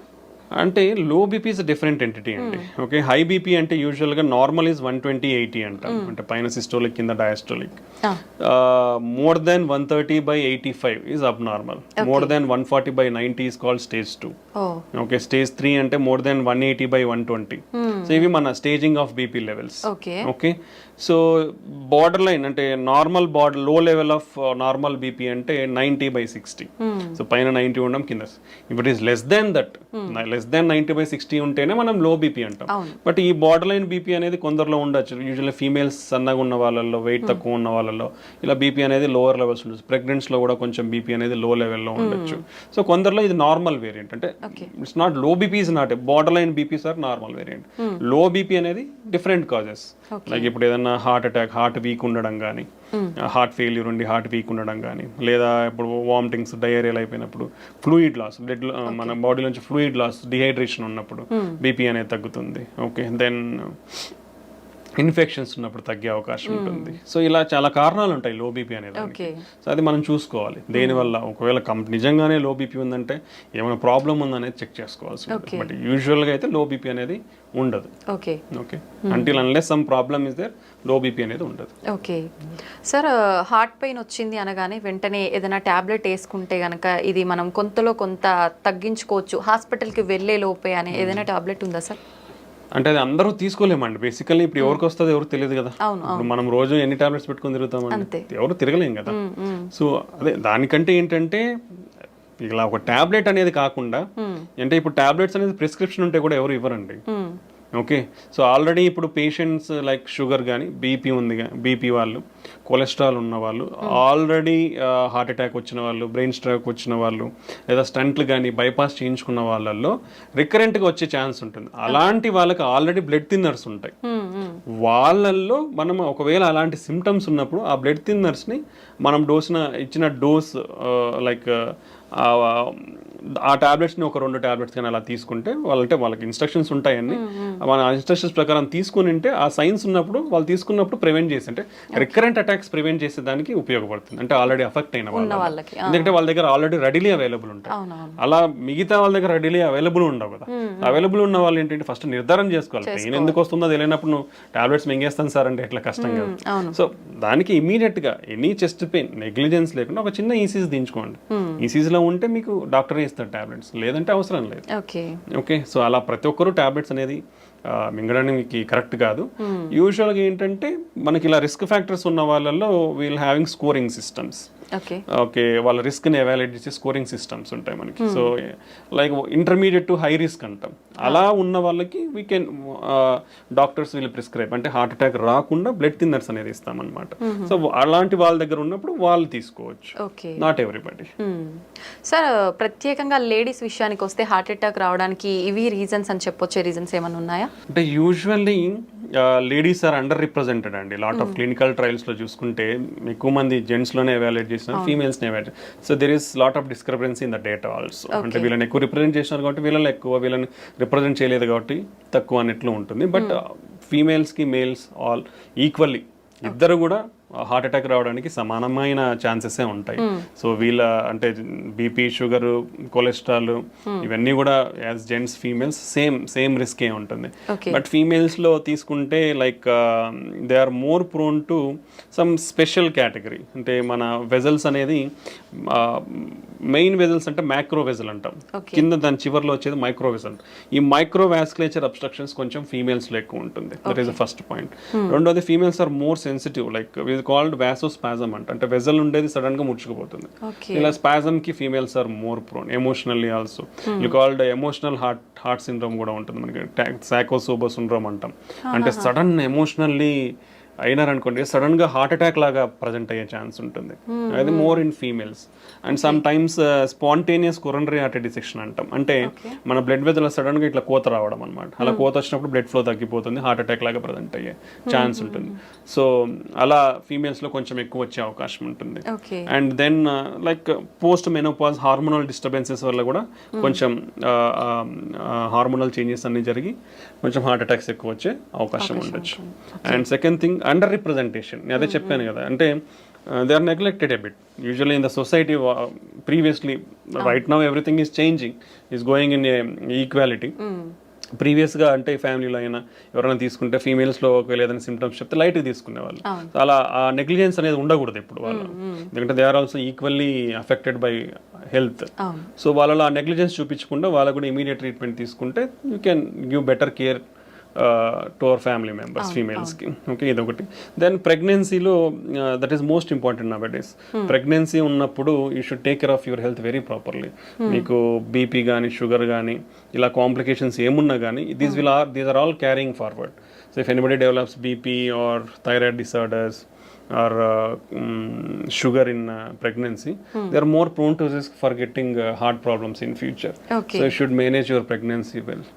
సో ఇవన్నీ చాలా ఇంపార్టెంట్ అనమాట ఫీమేల్స్లో. సో ఇవన్నీ కేర్ తీసుకుంటే, అండ్ మనం ఆల్రెడీ డిస్కస్ చేసుకున్నాం, ఫీమేల్స్లో సిమ్టమ్స్ అనేది ఈజీగా రికగ్నైజ్ చేయడం కూడా కొంచెం వాళ్ళలో తక్కువ తెలుస్తాయి, నొప్పిని రికగ్నైజ్ చేయడం కానీ ఆయాసం కానీ. సో ఇవన్నీ ఆ నెగ్లిజెన్స్ అనేది లేకుండా మైల్డ్ ప్రాబ్లం ఉన్నప్పుడు కూడా మనకు ఫీమేల్స్ పెద్దవాళ్ళు ఎవరైతే ఉన్నారో ఇంట్లో వాళ్ళకి ఇమీడియట్ కేర్, మనం కన్సర్న్ అండ్ కేర్ చూపించి వాళ్ళని సరైన చూపిస్తే మనం అర్లీగా డిటెక్ట్ చేసి we can save themselves. So ఇవి మనకు మేల్స్కి ఫీమేల్స్కి మధ్య ఉన్న తేడాలు. Okay sir, once heart attack వచ్చిన వాళ్ళకి ఆఫ్టర్ ట్రీట్మెంట్ హెల్దీగా ఉన్నా మళ్ళీ మళ్ళీ వచ్చే అవకాశం ఎక్కువగా ఉంటుందంటారా? ఉండొచ్చండి. Once any problem like heart attack or brain stroke ఒకసారి వచ్చిన తర్వాత రికరెంట్ ఛాన్సెస్ డెఫినెట్లీ హై ఉంటాయి. ఓకే, సో హెల్తీగా అనేది చాలా కాంపోనెంట్స్ ఉంటాయి. మనం ఆల్రెడీ డిస్కస్ చేసుకునేది, మన హెల్తీ ఫుడ్ ఉంటుంది, డైలీ ఎక్సర్సైజ్ ఉంటుంది, మనకు బీపీ షుగర్ ఎంత కంట్రోల్లో ఉన్నాయని ఉంటుంది, మనకి ఇచ్చిన మెడికేషన్స్ ఎంత కరెక్ట్గా వేసుకుంటున్నాం అనేది ఉంటుంది. So all these factors affect. ఈ ఫ్యాక్టర్స్ నుంచి ఒకటి డివియేట్ అయినా మనకు ఎక్కువ వచ్చే ఛాన్స్ ఉంటుంది. ఈవెన్ అన్కంట్రోలబుల్ న్యాచురల్ ప్రాసెస్ అండి. మనకు ఫ్యాట్ అక్యుములేషన్ అనేది న్యాచురల్ ప్రాసెస్. మనం మెడిసిన్స్ తీసుకున్నా కానీ కొందరిలో బికాస్ ఆఫ్ జెనెటిక్స్ ప్రోగ్రెస్ అయ్యే ఛాన్స్ ఉండొచ్చు. సో ఈ డిఫరెంట్ కాంపనెంట్స్ వల్ల అఫెక్ట్ అయ్యే ఛాన్స్ ఉంటుంది. సో ఒకసారి హార్ట్ అటాక్ కానీ బ్రెయిన్ స్ట్రోక్ వచ్చిన వాళ్ళు డెఫినెట్లీ హై రిస్క్, మళ్ళీ వచ్చే ఛాన్సెస్ ఎక్కువే ఉంటుంది. కాబట్టి ఇంకొంచెం స్పెషల్ జాగ్రత్తలు తీసుకోవాలి. అంటే మెడికేషన్స్కి చాలా స్ట్రిక్ట్గా ఫాలో అవ్వాలి. రెగ్యులర్గా అట్లీస్ట్ కంట్రోల్ లెవెల్స్ చెక్ చేసుకోవాలి. బీపీ కానీ కొలెస్ట్రాల్ కానీ షుగర్ కానీ ఇవన్నీ at least third monthly at least check చేసుకోవాలి. బీపీ షుగర్ ఉన్న వాళ్ళు బెటర్ ఇంట్లో బీపీ మానిటర్, షుగర్ మానిటర్ పెట్టుకొని daily you can check your BP or every 1 week you can check your sugars కంట్రోల్లో ఉంటే. సో ఇలాంటి జాగ్రత్తలు అన్నీ తీసుకుంటే మనం ఇవన్నీ అంటే medications, blood thinners, cholesterol lowering drugs, BP control drug, sugar control ఇవన్నీ టైమ్లీ తీసుకొని కరెక్ట్గా మెయింటైన్ చేసుకోగలిగితే రికరెంట్ అటాక్స్ అనేది మనం తగ్గించుకోవచ్చు కూడా. ఓకే సార్, హార్ట్ అటాక్ వచ్చిన వాళ్ళకి వేరే హెల్త్ ఇష్యూస్ ఎక్కువగా కూడా వస్తుంటాయి అని చెప్పి అంటుంటారు. నిజంగా అలా వచ్చే అవకాశం ఉంటుందా? అంటే ఇట్ డిపెండ్స్. అంటే it depends on lot of risk factors. ఇప్పుడు హార్ట్ అటాక్ ఎందుకు వచ్చింది, బీపీనో షుగరో ఇంకోటి ఏదో ఉంటుంది, ఉండదు. ఉన్నప్పుడు ఏమవుతుంది, వాళ్ళు ఒకసారి అఫెక్ట్ అయిన తర్వాత ఫర్దర్ ఆర్గన్స్ కూడా డ్యామేజ్ అయ్యే ఛాన్స్ ఉంటుంది. వీ డోంట్, అంటే మనం హార్ట్ అటాక్ సిమ్టమ్స్తో ప్రజెంట్ అయినట్టు కాబట్టి we can treat that. But already అప్పటికే ఇప్పుడు కిడ్నీ డ్యామేజ్ అయి ఉండొచ్చు. సో వాళ్ళు కిడ్నీ ప్రాబ్లమ్స్లో ల్యాండ్ అయ్యే ఛాన్స్ ఉంటుంది. ఓకే, షుగర్ కానీ బీపీ ఉన్న వాళ్ళు వీళ్ళందరూ. లేదా ఒకసారి this is called vascular disease అనుకున్నాం, అంటే cholesterol accumulation in the blood vessels. ఇక్కడ అఫెక్ట్ అయినాయంటే బ్లడ్ వెజల్స్ ఎక్కడ వేరే చోట కూడా అఫెక్ట్ అయ్యిండొచ్చు. సో ఒకసారి హార్ట్ అటాక్ వచ్చిన వాళ్ళు ఫ్యూచర్లో బ్రెయిన్ స్ట్రోక్ కూడా వచ్చే అవకాశం ఎక్కువ ఉంటుంది, లేదా కాళ్ళల్లో బ్లాక్స్ వచ్చే అవకాశం ఉంటుంది. సో ఇలా అదర్ ప్రాబ్లమ్స్ కూడా వచ్చే అవకాశం ఎక్కువే ఉంటుంది అనమాట. దెన్ వాళ్ళ age and immunity levels, old age అనుకోండి, ఒకసారి హార్ట్ అటాక్ వచ్చినాక ఏజ్, ఇమ్యూనిటీ లెవెల్స్ని బట్టి ఇన్ఫెక్షన్స్ రావడం కానీ ఇలాంటివి కూడా ఉండే అవకాశం ఉండొచ్చు. ఓకే. ఒకసారి హార్ట్కి సంబంధించిన సర్జరీ జరిగిన తర్వాత మళ్ళీ వాళ్ళు నార్మల్ లైఫ్ లీడ్ చేయొచ్చు అంటారా? డెఫినెట్లీ అండి. ఇప్పుడున్న latest technology and advancements and treatments so definitely normal life lead చేయొచ్చు. ఒకసారి హార్ట్ అటాక్ వచ్చింది, స్టంట్ పడిందంటే అయ్యో ఏదో అయిపోయింది ఇంకేం చేయలేమనేది ఎక్కడా లేదు. టెంపరీగా వాళ్ళు రికవర్ అయ్యేంత వరకు విల్ గివ్ సజెషన్స్. అంటే ఇప్పుడు ఒకసారి హార్ట్ అటాక్ వచ్చింది, స్టంట్స్ వేయించుకున్న తర్వాత ఒకేసారి పోయి నేను ఈ లిఫ్ట్ చేసే వర్క్స్ చేస్తాను, హెవీ వెయిట్స్ లిఫ్ట్ చేస్తాను అంటే అది is not good. Slow, that is called progressive rehabilitation. అంటే నిదానంగా ఇప్పుడు నేను వెళ్ళాను బాగుంది, so I will just walk in the home for 1 week. ఇంట్లో కూడా అక్కడక్కడ తిరిగేది ఇల్లు మొత్తం తిరుగుతాను. Second week I will go out for walking 1 kilometer 2 kilometers walking వెళ్ళేస్తాను. నేను బాగున్నాను. నెక్స్ట్ థర్డ్ వీక్ నుంచి you can go for 3-4 kilometers. After 1 month you can do routine activities if everything. So this call graded rehabilitation. అంటే మన body కూడా మళ్ళీ acclimatise అవుతుంది ఆ వర్క్ అనేది.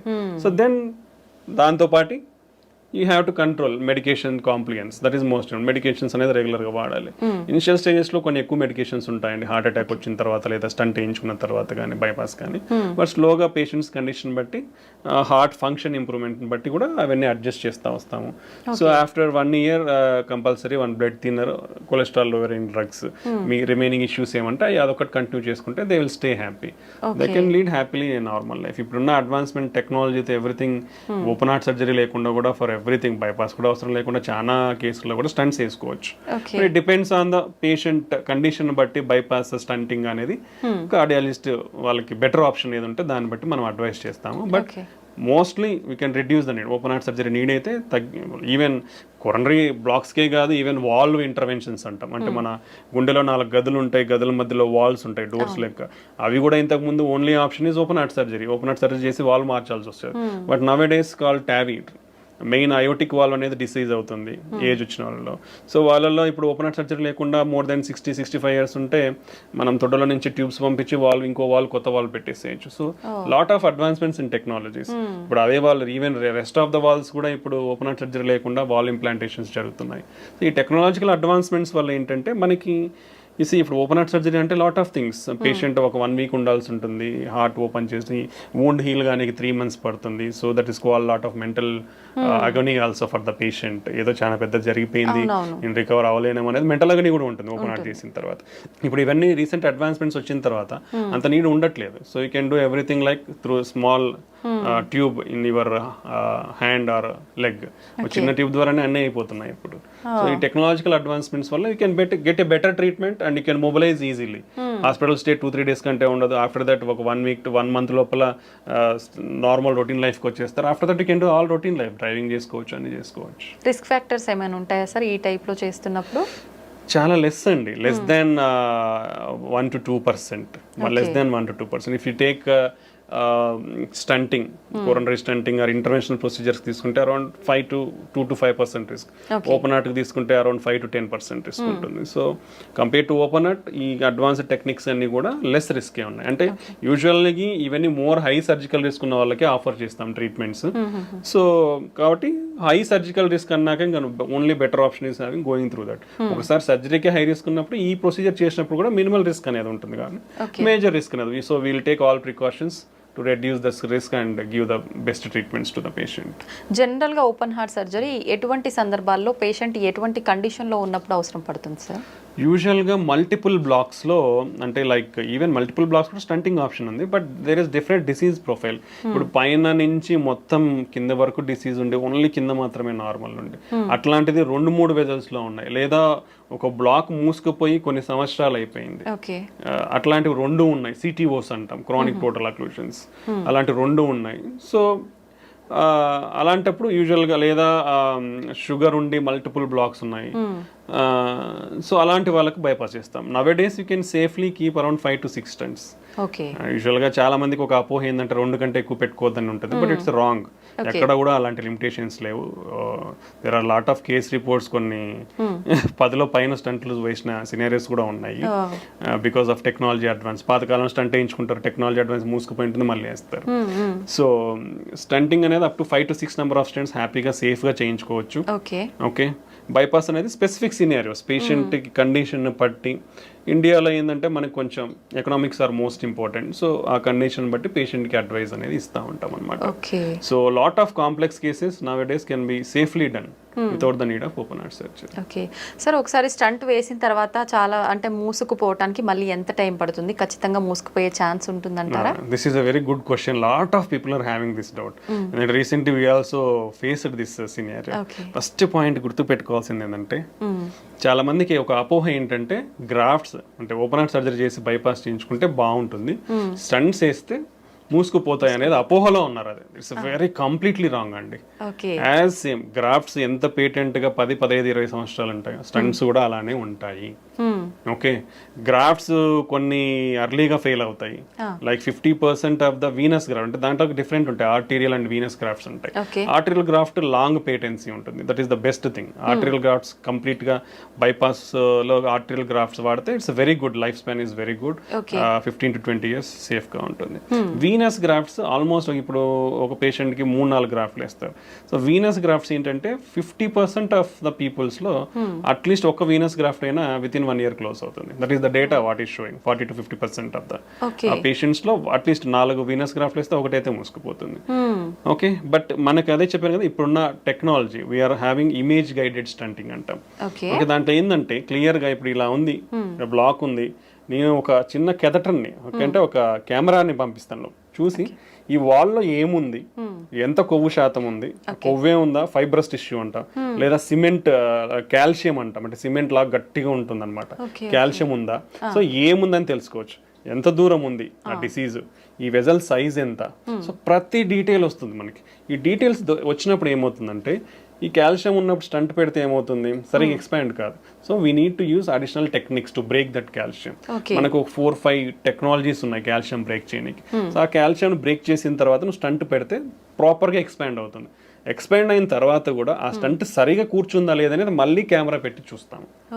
ఓకే, సో అప్పుడు ఏం తెలుస్తుంది, స్టంట్ పెట్టినాక ఈ స్టంట్ అనేది ప్రాపర్గా ఇట్లా లేకుండా ప్రాపర్గా ఎక్స్పాండ్ అయిందా, ఈ గోడకు అంటే మన వెజల్ వాల్ గోడకు ఏదైతే ఉందో దానికి అతుక్కునిందా, లేదా ఈ స్టంట్ పెట్టినాక లోపల ఏమైనా కాంప్లికేషన్స్ ఉన్నాయా, కోసుకుపోవడం కానీ, టిష్యూ ప్రొలాప్స్ కానీ, రక్తం కట్టడం, అంటే everything we come to know. We are having some guidelines. ఇది స్టంట్ పెట్టిన తర్వాత ఈ ఏరియా అంటాం, ఈ ఏరియా ఒక గైడ్ లైన్, దీనికంటే ఇంత పైన ఉంటే మళ్ళీ మూసుకుపోయే ఛాన్స్ చాలా తక్కువ. సో ఈ పారామీటర్స్ అన్ని చెక్ చేస్తాం. చెక్ చేసినప్పుడు ఇఫ్ ఎవ్రీథింగ్ ఈస్ ఫిట్ 99% పేటెంట్గా ఉంటాయి, మూసుకుపోవు. Okay, so that is the advancement nowadays. All guidelines, European కానీ అమెరికన్ గైడ్ లైన్స్ కానీ, image guided stenting they are advising 100% image guided stunting. But it comes added cost కాబట్టి, as already discussed, economics involvement ఉంది కాబట్టి it's very difficult to practice. But if you use in every case, definitely we can bring 100% results. Long term results are 100%. మళ్ళీ మూసుకుపోయే chance ఉండదు. And quality of the stunts, so better quality of the stunts, whatever you do the standard quality stunts, the chances of occlusion are very less. మూసుకుపోవడం అనేది చాలా తక్కువ ఉంటుంది. Grafts అయితే ఎలా ఇన్ని సంవత్సరాలు వస్తాయి, స్టంట్లు కూడా అన్ని సంవత్సరాలు వస్తాయి. సో స్టంట్లు ఏదో వేయించుకుంటే మూసుకుపోతాయనే అపోహలు అయితే ఎవరు ఉండద్దండి. ఇప్పుడున్న technologies and the better platforms. ప్రీవియస్గా స్టంట్స్ ఎలా ఉండేదంటే కొంచెం థిక్నెస్ ఉండేటివి, డిజైన్ ఉండేది, అంటే open cell closed cell design అంటాం, అంటే లింక్స్, ఇప్పుడు ఇట్లా లింక్స్ ఉంటాయి అనమాట, డిఫరెంట్ ప్యాటర్న్స్ ఉండేటి అనమాట. ఇప్పుడు ఇవన్నీ టెక్నాలజీ చేంజ్ అయింది, థిక్నెస్ అనేది తగ్గింది, డ్రగ్ కోటెడ్ అనేది వచ్చింది, ఈ లింక్స్ అనేది డిఫరెంట్ లింక్ డిజైన్స్ వచ్చాయి for better seating in the vessel. So ఈ అన్ని టెక్నాలజీతో it's doing very good nowadays. So almost like more than 97-98% కంప్లీట్గా పేటెంట్ ఉంటాయి, మూసుకుపోవు. Only less chances, only 2-3% only మూసుకుపోయి, స్టిల్ లెస్, చాలా తక్కువ అది మూసుకుపోవడం. So stents are very good option and very safe procedure and very easy. Stent వేయించుకున్నాక 2వ రోజుకి డిశ్చార్జ్ అయిపోతాం, హ్యాపీగా పోతాం, హ్యాపీగా అన్ని పనులు చేసుకుంటాం. సో ఈ అపోహల నుంచి బయటకు రండి. ఇంత అడ్వాన్స్మెంట్స్ ఇంత ఉన్న తర్వాత ఓపెన్ హార్ట్ అనేది చాలా తక్కువ అవసరం పడుతుంది. బట్ డెఫినెట్లీ ఎవరికైతే ఇండికేటెడ్ ఉందో వాళ్ళకి ఆ ఆప్షన్ ఇస్తాము. But majority of the people we can do stunting and lot of technologies is they. ప్రతి వేజల్ని కూడా ఓపెన్ చేయొచ్చు ఇప్పుడున్న మనకున్న టెక్నాలజీ అయితే. So that is my advice. Okay sir, ఒకసారి స్టంట్ అయిన తర్వాత కానీ ఓపెన్ హార్ట్ సర్జరీ అయిన తర్వాత కానీ పేషెంట్ ఎన్ని మంత్స్కి ఒకసారి చెకప్ చేయించుకోవాల్సి ఉంటుంది? Usually in early stages initial we'll always ask for early reviews, ఎందుకంటే we have to carefully follow them. Okay. ఎందుకంటే ఒకసారి హార్ట్ అటాక్ ఎఫెక్ట్ అయిన తర్వాత మళ్ళీ ఎఫెక్ట్ అయ్యే ఛాన్సెస్ ఎక్కువ ఉంటాయి కాబట్టి, అండ్ వాళ్ళకున్న రిస్క్ ఫ్యాక్టర్స్ అనేది మనం కేర్ఫుల్గా కంట్రోల్ చేయాలి, పర్టికులర్లీ డయాబెటీస్ ఉన్న వాళ్ళు. ఓకే. ఇనిషియల్లీ ఎవ్రీ మంత్లీ రావడం చాలా మంచిది, సో దట్ మీకు మీ బీపీ కంట్రోల్ కానీ, షుగర్ కంట్రోల్ కానీ, కొలెస్ట్రాల్ కంట్రోల్ కానీ స్ట్రిక్ట్గా చేయడం వల్ల మీకు ఫ్యూచర్లో ప్రాబ్లమ్స్ లేకుండా ఉంటుంది. సో మీ హార్ట్ గిన ఒకవేళ హార్ట్ ఫంక్షన్ గిన వీక్ అయింది అనుకోండి, ఎవ్రీ మంత్లీ చెక్ చేయించుకుంటే ఎంత ఇంప్రూవ్ అవుతుంది అనేది మనకు తెలుస్తుంది. సో వీల్ మినిమల్లీ 3 months వరకు చూస్తాం. 3 monthsలో ద ఇంప్రూవ్మెంట్ ఎంత వస్తుంది అది మాక్సిమం ఉంటుంది. Okay, after that minimal improvement ఉంటుంది. సో దాన్ని బట్టి ఫర్దర్ ట్రీట్మెంట్ ఆప్షన్స్ ఉంటాయి. ఇప్పుడు హార్ట్ ఫంక్షన్ అనేది లెస్ దెన్ 30-35% ఉందనుకోండి, even after 3 months of treatment with good medications, okay, అప్పుడు వాళ్ళకి ఐసీడీ అనేది ఉంటుంది. అంటే హార్ట్ వీక్ ఉన్న వాళ్ళు సడన్ గా చనిపోయే అవకాశాలు ఎక్కువ ఉంటాయి. సో అలాంటి వాళ్ళు ముందే అంటే హార్ట్ రేట్ అబ్నార్మాలిటీస్ రాకముందే ఐసీడీ అనేది వేయించుకుంటే వాళ్ళు ఫ్యూచర్లో సడన్ గా చనిపోయే ప్రమాదం నుంచి కాపాడుకోవచ్చు అనమాట. సో ఇది చాలా important.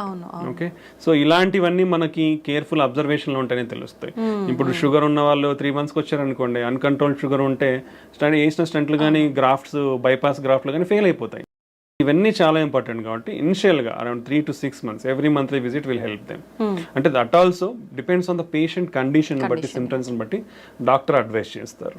After that if the patient is good, every 2 months or 3 months they can follow. Okay, ప్రతి ఒక్కరు అంటే లోకల్ అవైలబిలిటీ ఉన్న వాళ్ళు నెల వస్తారు, బట్ బయట నుంచి ఊర్లో నుంచి వచ్చే వాళ్ళు నెల రావాలి అంటే వాళ్ళకి ఇబ్బందులు వాళ్ళకు ఉంటాయి. సో అలాంటి వాళ్ళు స్ట్రిక్ట్ గా కంట్రోల్ పెట్టుకొని మంచిగా ఉంటే 2-3 monthsకి ఫాలో అవ్వచ్చు. లేదా అక్కడ దగ్గరలో ఉన్న డాక్టర్స్ ఉన్నా కానీ లోకల్ గా ఫాలో అవ్వచ్చు, స్పెషలిస్ట్ ఎవరైనా అవైలబిలిటీ ఉంటే. Okay, that is the advice. After that అంతా బాగుంది 1 సంవత్సరం వరకు అంటే yearly annual checkups compulsory. Okay, ఒక సంవత్సరానికి అంతా బాగుంది, హార్ట్ ఫంక్షన్ ఇంప్రూవ్ అయిపోయింది, రెగ్యులర్ గా మందులు వాడుతున్నాడు, బీపీ, షుగర్, కొలెస్ట్రాల్ అన్ని కంట్రోల్లో ఉన్నాయి, తనకి ఏమి సిమ్టమ్స్ ఏం లేవు, ప్రాబ్లమ్స్ ఏం లేవు, they can do every 6 months or annual checkups.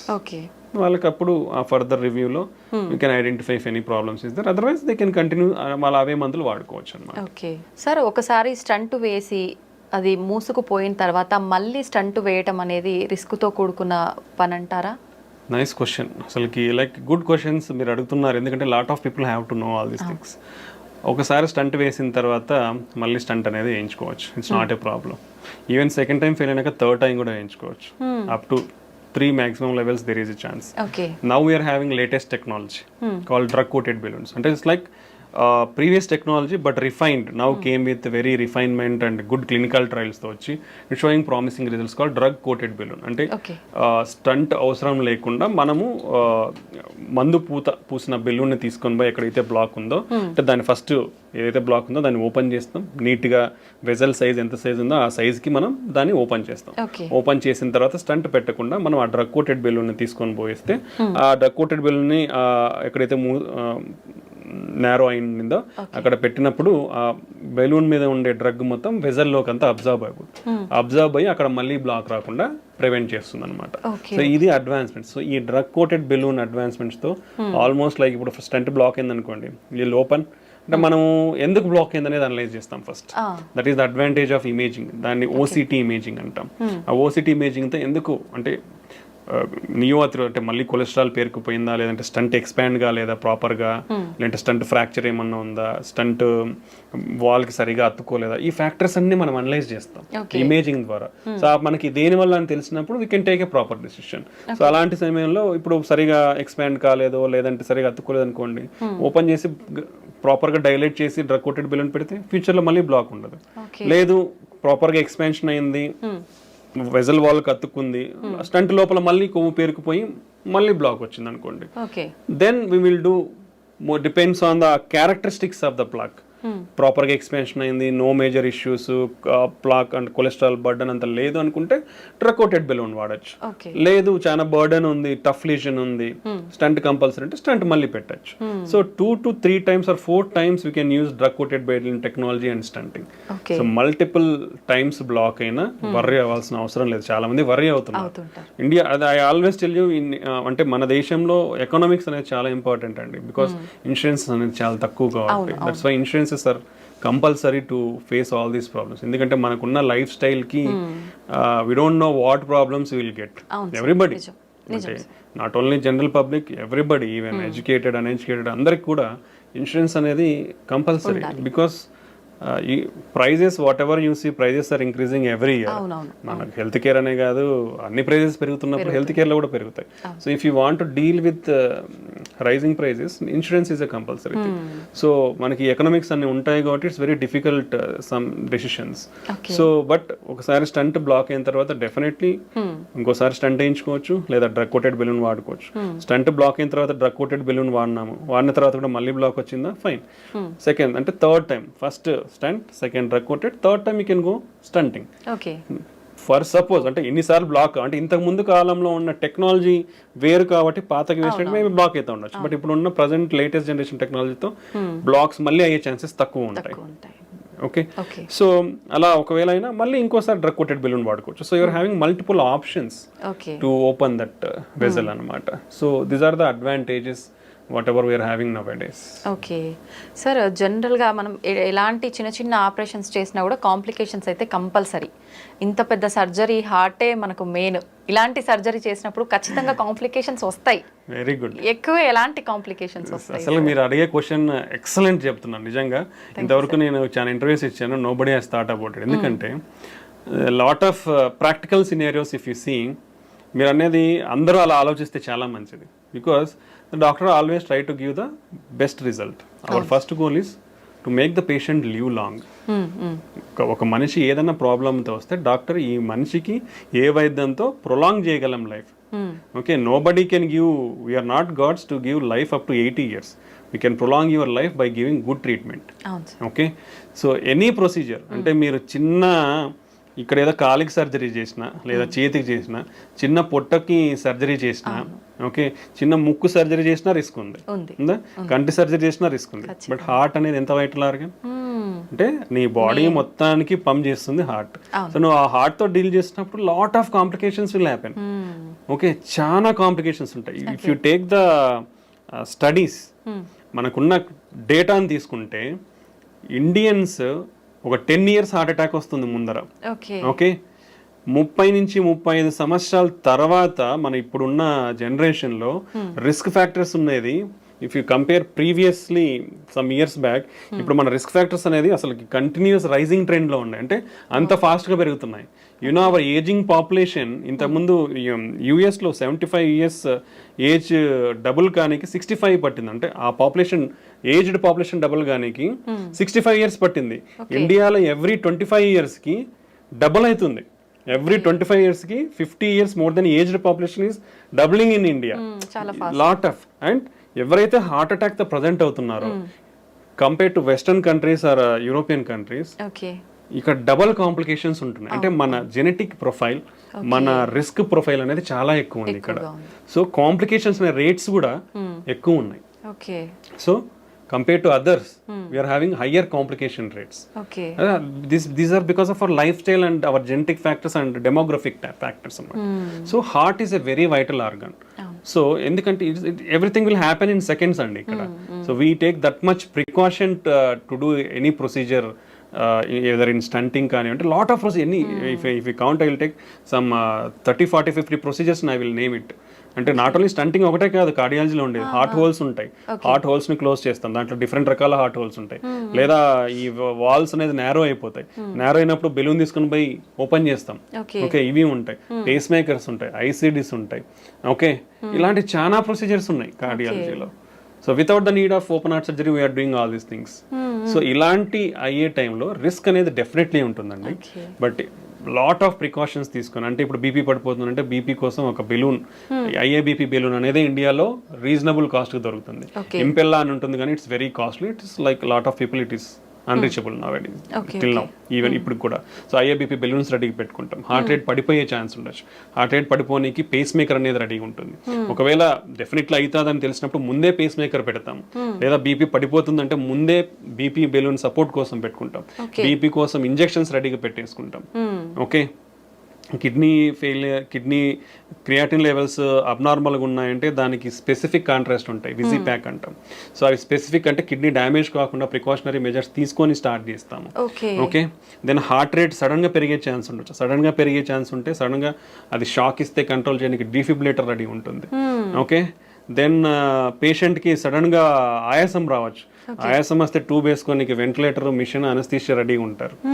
Okay, then BP సడన్గా పెరిగే ఛాన్స్ ఉంటుంది. బీపీ తగ్గించడానికి సడన్గా మెడికేషన్స్ రెడీగా ఉంటాయి.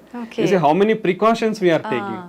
మా క్యాత్ ల్యాబ్స్ అంటే ఈ ప్రొసీజర్స్ చేసేటప్పుడు we are having minimum of 7 to 8 persons there. For doing a procedure, we are a team of 7 to 8 members. Not a single person we are doing. Because to bring the patient back to normal, we keep all efforts whatever it is there. So ఇట్లాంటి risks అనేది ఉంటాయండి. ఈ risks అన్ని కూడా less than 1%, 2% లో చేస్తున్నాం మేము. Okay, hardly less than 1%. Okay, so 100లో ఒకరికి. It's very rare. అంత మినిమైజింగ్ కాంప్లికేషన్స్తో we're doing with good success rates. So ఇవన్నీ ఉంటాయండి, అందరూ తెలుసుకోవాలి ఇది. ఎందుకంటే హార్ట్ అనేది చాలా వైటల్ ఆర్గన్. ఎందుకంటే ఇప్పుడు కొట్టుకుంటుందండి, సడన్ గా అయిపోతే అయిపోయినట్టు. Okay, it can happen any time. Surgery అప్పుడే కాదు, ఇంట్లో ఉన్నప్పుడే. ఇప్పుడు హార్ట్ అటాక్స్ లో 50% హాస్పిటల్ రాకముందే చనిపోతున్నారు. ఆల్రెడీ నీ హార్ట్ డ్యామేజ్ అయిపోయి మనం లేట్గా ప్రజెంట్ అయిపోయి హాస్పిటల్కి ఇలా ప్రజెంట్ అయినప్పుడు రిస్క్ ఎక్కువ ఉంటుంది. If it's see the data, మనం మళ్ళీ if you come to the whatever data is available till now, heart అటాక్లో బీపీ పడిపోయింది అనుకోండి, high risk of death. 40 to 50% of the cases will go to die. ఎక్కువ ఛాన్సెస్ ఉంటాయి. 40 to 50% recover అవుతారు with simple medications or just going stenting. But rest of the 40-50% in heart attack with cardiogenic shock అంటాం, అంటే BP పడిపోయినప్పుడు.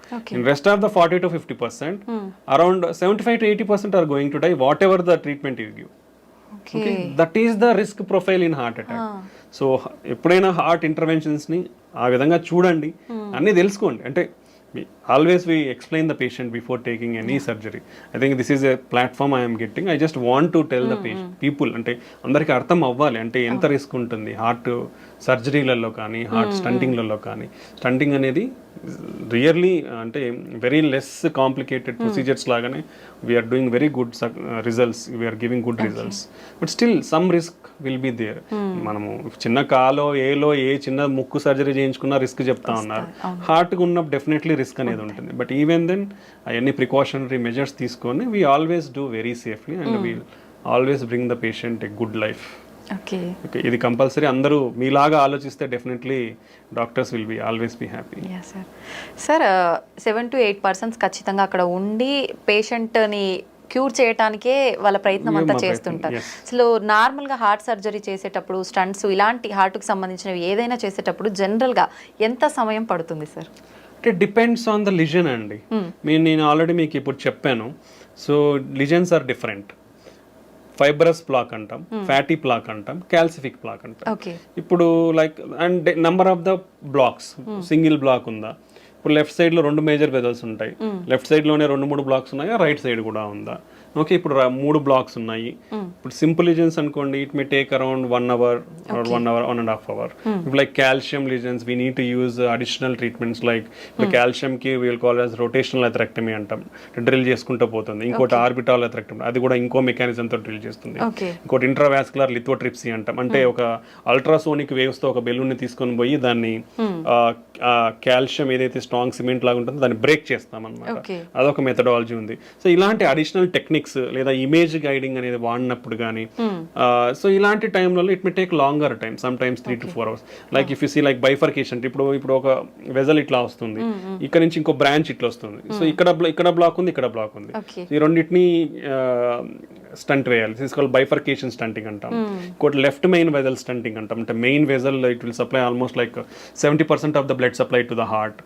Okay, అలాంటి scenario. లేదంటే chronic total occlusions అని చెప్పాను, CTOs అంటాం. అంటే అది మూసుకుపోయి more than 3 months to 1 year or sometimes 7 years or 10 years కూడా అయి ఉండొచ్చు. బట్ పేషెంట్కి తెలియదు ఒక్కొక్కసారి, because of probably some protective phenomenon will be there. Definitely there are some protective phenomena in our heart. అంటే ఇప్పుడు రైట్ సైడ్ ప్రాబ్లీ మూసుకుపోయింది అనుకోండి, ఇప్పుడు ఇదంతా వెజల్, ఇక్కడ నుంచి బ్లడ్ వెజల్ ఉంది, ఇక్కడ మూసుకుపోయింది, ఇక్కడ నుంచి బ్లడ్ సప్లై రాదు. సో లెఫ్ట్ సిస్టమ్ నుంచి వస్తుంది మనకి. సో లెఫ్ట్ సిస్టమ్ నుంచి ఇక్కడ వరకు వస్తుంది. So that is a protective mechanism. So initial stages లో మూసుకుపోయిన ఈ ప్రొటెక్టివ్ మెకానిజం ఉండడం వల్ల దానికి పెద్ద సిమ్టమ్స్ తెలియవు. బట్ అనే లాంగ్ టర్మ్ ఇటుపక్క కూడా బ్లాక్ ఏర్పడింది, అప్పుడు తనకి బ్లడ్ సప్లై అనేది తగ్గుతుంది కాబట్టి సిమ్టమ్స్ అనేది మేనిఫెస్ట్ అవుతాయి. సో ఇలాంటి లీజన్స్ ట్రీట్ చేసినప్పుడు 3 to 4 hours అనేది పడుతుంది. ఓకే సార్, చాలా మందిలో ఎక్కువగా వింటుంటాం ఎర్లీ మార్నింగ్స్ టైంలో నిద్రలో ఉన్నప్పుడు మాత్రమే హార్ట్ అటాక్స్ వస్తుంటాయి అని చెప్పి. ఎందుకని ఆ టైంలోనే ఎక్కువగా జరుగుతూ ఉంటుంది సార్? ఆ టైంలోనే వస్తాయి అనేది ఏం లేదు, any time can come, depends on our lot of hormonal influences and physical and environmental factors. But mostly morning there are some hormonal changes will be there that will contribute to heart attacks in the morning times లో కొంచెం ఎక్కువ ఉండే అవకాశం. Some times winter seasons లో it will cause వ్యాసోస్, ఇప్పుడు చలి ఉందనుకోండి vessels cause వ్యాసోస్పాజం. So అలాంటప్పుడు కొంచెం ఎక్కువ వచ్చే అవకాశం ఉంటుంది. ఫుడ్ తిన్న తర్వాత మనం ఎక్కువ వాక్ చేసిన అలాంటి టైంలో ఎగ్జర్షన్ ఉంటుంది కాబట్టి, అంటే our blood supply will be there mostly to the gut to absorb the nutrients. అలాంటి టైంలో ఫుడ్ తిన్న తర్వాత వాకింగ్ చేసి ఎక్సర్సైజ్ లాగా చేసినప్పుడు చేస్తే వచ్చే అవకాశం, అంటే ఆల్రెడీ ఉన్న వాళ్ళలో బ్లాక్స్ ఉన్న వాళ్ళలో వచ్చే అవకాశం ఉంటుంది అనమాట. ఓకే సార్, ఈ మధ్య కాలంలో వింటున్నాం, చాలా మంది చూస్తున్నాం కూడా సోషల్ మీడియాలో, మనం జిమ్ చేసే వాళ్ళు ఎక్కువగా సడన్ గా పడిపోవడము, అక్కడే స్పాట్ లో డెత్ అవ్వడము, ఇలాంటి సంఘటనలు చాలా వింటున్నాం. ఇది హార్ట్ అటాక్ అంటారా సార్? అసలు ఎందుకు జరుగుతుంది? డిఫరెంట్ సినారియోస్ ఉంటాయండి దీంట్లో కూడా. Like if you speak like athletes, sudden death in athletes అనే ఒక టాపిక్ ఉంటుంది. సో ఏంటంటే వాళ్ళలో కొన్ని underline structural abnormalities of the heart ఉండొచ్చు, బికాస్ ఆఫ్ వాళ్ళు చెక్ చేయించుకొని ఉండొచ్చు. కొందరిలో జెనెటిక్ ఛానలోపతిస్ అంటే అరిథమిక్ హార్ట్ రేట్ అబ్నార్మాలిటీస్ ఉండే ఛాన్స్ ఉండొచ్చు. సో ఇలాంటి కారణాలు కూడా జరుగుతాయి. But work heavy intense exercise చేసినప్పుడు ఏమవుతుందంటే మన హార్ట్ అనేది చాలా అగ్రెసివ్గా వర్క్ చేయాల్సి ఉంటుంది బికాస్ ఆఫ్ రిక్వైర్మెంట్. బాడీకి బ్లడ్ అందాలి కాబట్టి. సో అప్పుడు ఏమవుతుంది, సప్లై డిమాండ్ మిస్ మ్యాచ్ అవుతుంది. ఓకే, సప్లై డిమాండ్ మిస్, ఇప్పుడు చిన్న ప్రాబబ్లీ వాళ్ళకి ఆల్రెడీ అన్డిటెక్టెడ్, ఇప్పుడు అండర్ డయాగ్నోస్ బ్లాక్స్ ఉన్నాయి అనుకోండి, అప్పుడు ఏమవుతుంది, సప్లై డిమాండ్ మిస్ మ్యాచ్ అయ్యి హార్ట్ ఫంక్షన్ అనేది తగ్గే ఛాన్స్ ఉంటుంది బ్లడ్ సప్లై తగ్గడం వల్ల. అది ఒక మెకానిజం. సో క్రానిక్ గా ఎక్సర్సైజ్ చేసే వాళ్ళకి ఏంటంటే మజిల్ థిక్నెస్ అనేది కొంచెం ఎక్కువ ఉంటుంది అనమాట, హైపర్ట్రోఫీ ఉంటుంది. అలాంటప్పుడు ఏంటి, ఆ థిక్ అండ్ మజిల్ కంప్రెషన్ ఎక్కువ ఉండి వ్యాసోస్పాజం అంటే బ్లడ్ వెజల్స్ కూడా కంప్రెస్ అయ్యే ఛాన్స్ ఉండొచ్చు. అండ్ వర్క్ లోడ్ ఎక్కువ ఉంటుంది కాబట్టి అక్కడ కూడా సప్లై డిమాండ్ మిస్ మ్యాచ్ ఉంటుంది. ఒకసారి ఎక్సర్సైజ్ చేసినప్పుడు ఏమవుతుందంటే స్పాంటేనియస్ కొరనరీ డిసెక్షన్స్ ఉంటాయి. అలా అంటే కోతలు కోసుకుపోయే అవకాశం ఉంటుంది. బీపీ హార్ట్ రేట్ అన్ని ఎక్కువ అయిపోతాయి కదా. సో ఆ బీపీ హార్ట్ రేట్ ఎక్కువైనప్పుడు అలా జరిగే అవకాశం ఉండొచ్చు. Sometimes arrhythmic syndromes already ఇప్పుడు మనం ఎక్సర్సైజ్ చేసినప్పుడు హార్ట్ రేట్ పెరిగిపోతుంది. సమ్ టైమ్స్ అది ఇంకా ఎక్కువ పెరిగిపోవడం వల్ల సడన్ డెత్ అయ్యే ఛాన్స్ ఉండొచ్చు. డిహైడ్రేషన్ ఉంటుంది. డిహైడ్రేషన్ ఎలక్ట్రోలైట్ అబ్నార్మాలిటీస్ వల్ల జరిగే అవకాశం ఉండొచ్చు. సో వీళ్ళలో అన్డిటెక్టెడ్ ఏమన్నా కొరనరీ అనామలీస్ కానీ ఇట్లా ఏదన్నా ఉంటే అది కంప్రెషన్ అవ్వడం వలన ఈ విధంగా కూడా బ్లడ్ సప్లై తగ్గడం వల్ల సడన్ గా చనిపోయే అవకాశం ఉండొచ్చు అనమాట. So better evaluate yourself before doing intense workouts. మనం already we discussed heavy intense workouts are not much required. Minimum of 150 minutes per week, 75 minutes of high intense workouts per week is enough. So you can take gaps between doing intense workouts. You can limit yourself up to what level you can do. So ఆ precautionary అన్ని తీసుకొని then under strict guidance there should be some person, మీరు ఇలా చేసేటప్పుడు ఒక strict person who knows how to మనం resuscitation అంటాం. Suppose in case ఏదైనా జరిగితే at least they know how to do a CPR and until the medical facility arrives at you. So ఇవన్నీ setup ఉండి ప్రికాషనరీగా ఉన్న తర్వాతనే హై ఇంటెన్స్ వర్కౌట్స్ అనేది వెళ్ళడం మంచిది అనమాట. ఓకే సార్, కరోనాకి ఎఫెక్ట్ అయిన వాళ్ళలో ఎక్కువగా గుండె జబ్బులు వస్తున్నాయని చెప్పి వింటున్నాం, ఇదంతా నిజమే అంటారా? దేర్ ఆర్ సమ్ మెకానిజమ్స్ అండి, అంటే దాని వల్లనే వస్తున్నాయి అని అయితే ఏమీ మనం చెప్పలేం, but there is a possibility is there. So covid అనేది ఒక inflammatory disease, okay, basically, and microvascular disease అనేది కూడా అంటాం, microvascular inflammatory disease. So post covid అంటే కోవిడ్ తర్వాత కూడా ఈ ఇన్ఫ్లమేషన్ కానీ ఇమ్యూనిటీ డిస్రెగ్యులేషన్ అనేది కొంచెం ఉంటుంది. వాట్ ఎవర్ ద మనకి స్టడీస్లో మెకానిజమ్స్ ప్రపోజ్డ్ మెకానిజమ్స్. అలానే సమ్ అనటామిక్ డిస్టర్బెన్స్ అంటే మన సింపెథటిక్ యాక్టివిటీ, పారాసింపెథటిక్ యాక్టివిటీ, రెండు సిస్టమ్స్ ఉంటాయి మనకి. అటనామిక్స్ అంటే మన బ్లడ్ ప్రెషర్ని, హార్ట్ రేట్ని కంట్రోల్, బ్లడ్ వాల్యూమ్ని కంట్రోల్ చేసే సిస్టమ్స్ ఉన్నాయి. సో ఆ ఇంబ్యాలెన్స్ కూడా ఉందన్నమాట. సో అండ్ ఈ ఇన్ఫ్లమేషన్ వల్ల ఏమవుతుందంటే మన వెజల్ డ్యామేజ్ అవుతుంటుంది, కొంచెం more prone to thrombotic risk ఉంది. సో ఈ అండర్లయింగ్ మెకానిజమ్స్ వల్ల కోవిడ్ తర్వాత కూడా కొంచెం అంటే పర్టికులర్లీ ఈ రిస్క్ కూడా ఎవరిలో ఎక్కువ ఉంటుంది అంటే రిస్క్ ఫ్యాక్టర్స్ ఉన్న వాళ్ళలో, already sugar, BP, cholesterol problem, kidney problems, old age ఉన్న వాళ్ళు, ఆల్రెడీ హెల్త్ ఇష్యూస్ ఉన్న వాళ్ళలో కొంచెం ఇవి ఎక్కువగా చూపిస్తా ఉందన్నమాట. అదర్వైజ్ రెస్ట్ ఆఫ్ ద పీపుల్లో అంత ఎఫెక్ట్స్ మనకి, ఇలాంటి వాళ్ళలో కొంచెం ఎఫెక్ట్స్ ఉండే అవకాశం అయితే ఉంటుందన్నమాట. సో పోస్ట్ కోవిడ్ ఈ విధంగా జరిగే అవకాశం కనిపిస్తా ఉంది. ఓకే సార్, వంశ పారపర్యంగా కూడా మనకు జెనెటిక్స్ ని బట్టి హార్ట్ అటాక్ వచ్చే ఛాన్స్ ఉంటుందని అయితే వింటున్నాం. ఎంత వరకు వచ్చే అవకాశం ఉంటుంది సార్? ఎంత శాతం? 1.5 to 2 fold రిస్క్ ఉందండి, అంటే 2 రెట్లు ఎక్కువ ఉంది. పర్టికులర్లీ హార్ట్ అటాక్ ఇంట్లో వాళ్ళకి లెస్ దాన్ 50 to 55 years లోపల మన ఇంట్లో వాళ్ళకి ఎవరికన్నా హార్ట్ అటాక్ వచ్చింది అనుకోండి, 2 రెట్లు ఎక్కువ మనం రిస్క్ లో ఉన్నట్లే. Okay, so lot of people are recognizing that thing. ఫ్యామిలీలో చాలా మంది కూడా మేము చూస్తుంటాం ప్రాక్టీస్లో, they will come and regularly check themselves. So compulsory definitely genetic factories అనేది చాలా ఇంపార్టెంట్ అండి. సో 2 times రిస్క్ అనేది ఉంటుంది. సో కాబట్టి పర్టికులర్లీ ఇలాంటి సంఘటనలు ఇంట్లో ఎవరికైనా జరిగితే యంగ్స్టర్స్, ఫ్యామిలీలో ఉన్న యంగ్స్టర్స్ అందరూ కూడా చాలా కాషియస్గా ఉండాలి. రెగ్యులర్ చెకప్స్ అనేది కంపల్సరీ చేయించుకోవాలి. ఒక జెనెటిక్ కాంపోనెంట్ ఉంటుంది కాబట్టి హెల్తీ లైఫ్ స్టైల్ ఫాలో అవ్వాలి, రెగ్యులర్ ఎక్సర్సైజ్ చేయాలి. సో అండ్ ఒకవేళ ఈ వీళ్ళల్లో ఎవరికైనా రిస్క్, ఇప్పుడు హార్ట్ అటాక్లో ఇట్లా జరిగిన వాళ్ళకి బీపీ, షుగర్లు కూడా ఉండే అవకాశం ఉంటుంది ఇంట్లో. సో డెఫినెట్లీ అవన్నీ కూడా కంట్రోల్లో పెట్టుకోవాలి. ఈ జాగ్రత్తలు తీసుకుంటే మనం కొంచెం రిస్క్ను తగ్గించుకునే వాళ్ళం అవుతాం. ఓకే సార్, చాలా మంది పిల్లలు బై బర్తే హార్ట్లో హోల్ ఉందని చెప్పి రకరకాల హార్ట్ ప్రాబ్లమ్స్ గురించి వింటుంటాం. ఇవన్నీ జెనెటిక్సే అంటారా, వేరే ఇంకేదైనా రీజన్స్ ఉంటాయంటారా? మెయిన్ థింగ్ ఈజ్ జెనెటిక్స్ అండి. హార్ట్ హోల్స్ అనేది నిజంగా చెప్పాలంటే it's a good treatable disease. అది ఉంటే lot of the kids will get definitely good treatment. But అది కాకుండా కాంప్లెక్స్ కంజెనిటల్ హార్ట్ డిసీజెస్ అంటాం. These are very difficult to treat. అంటే surgeries available, but they have to be long-term problems will be there in those type of complex congenital heart defects లో.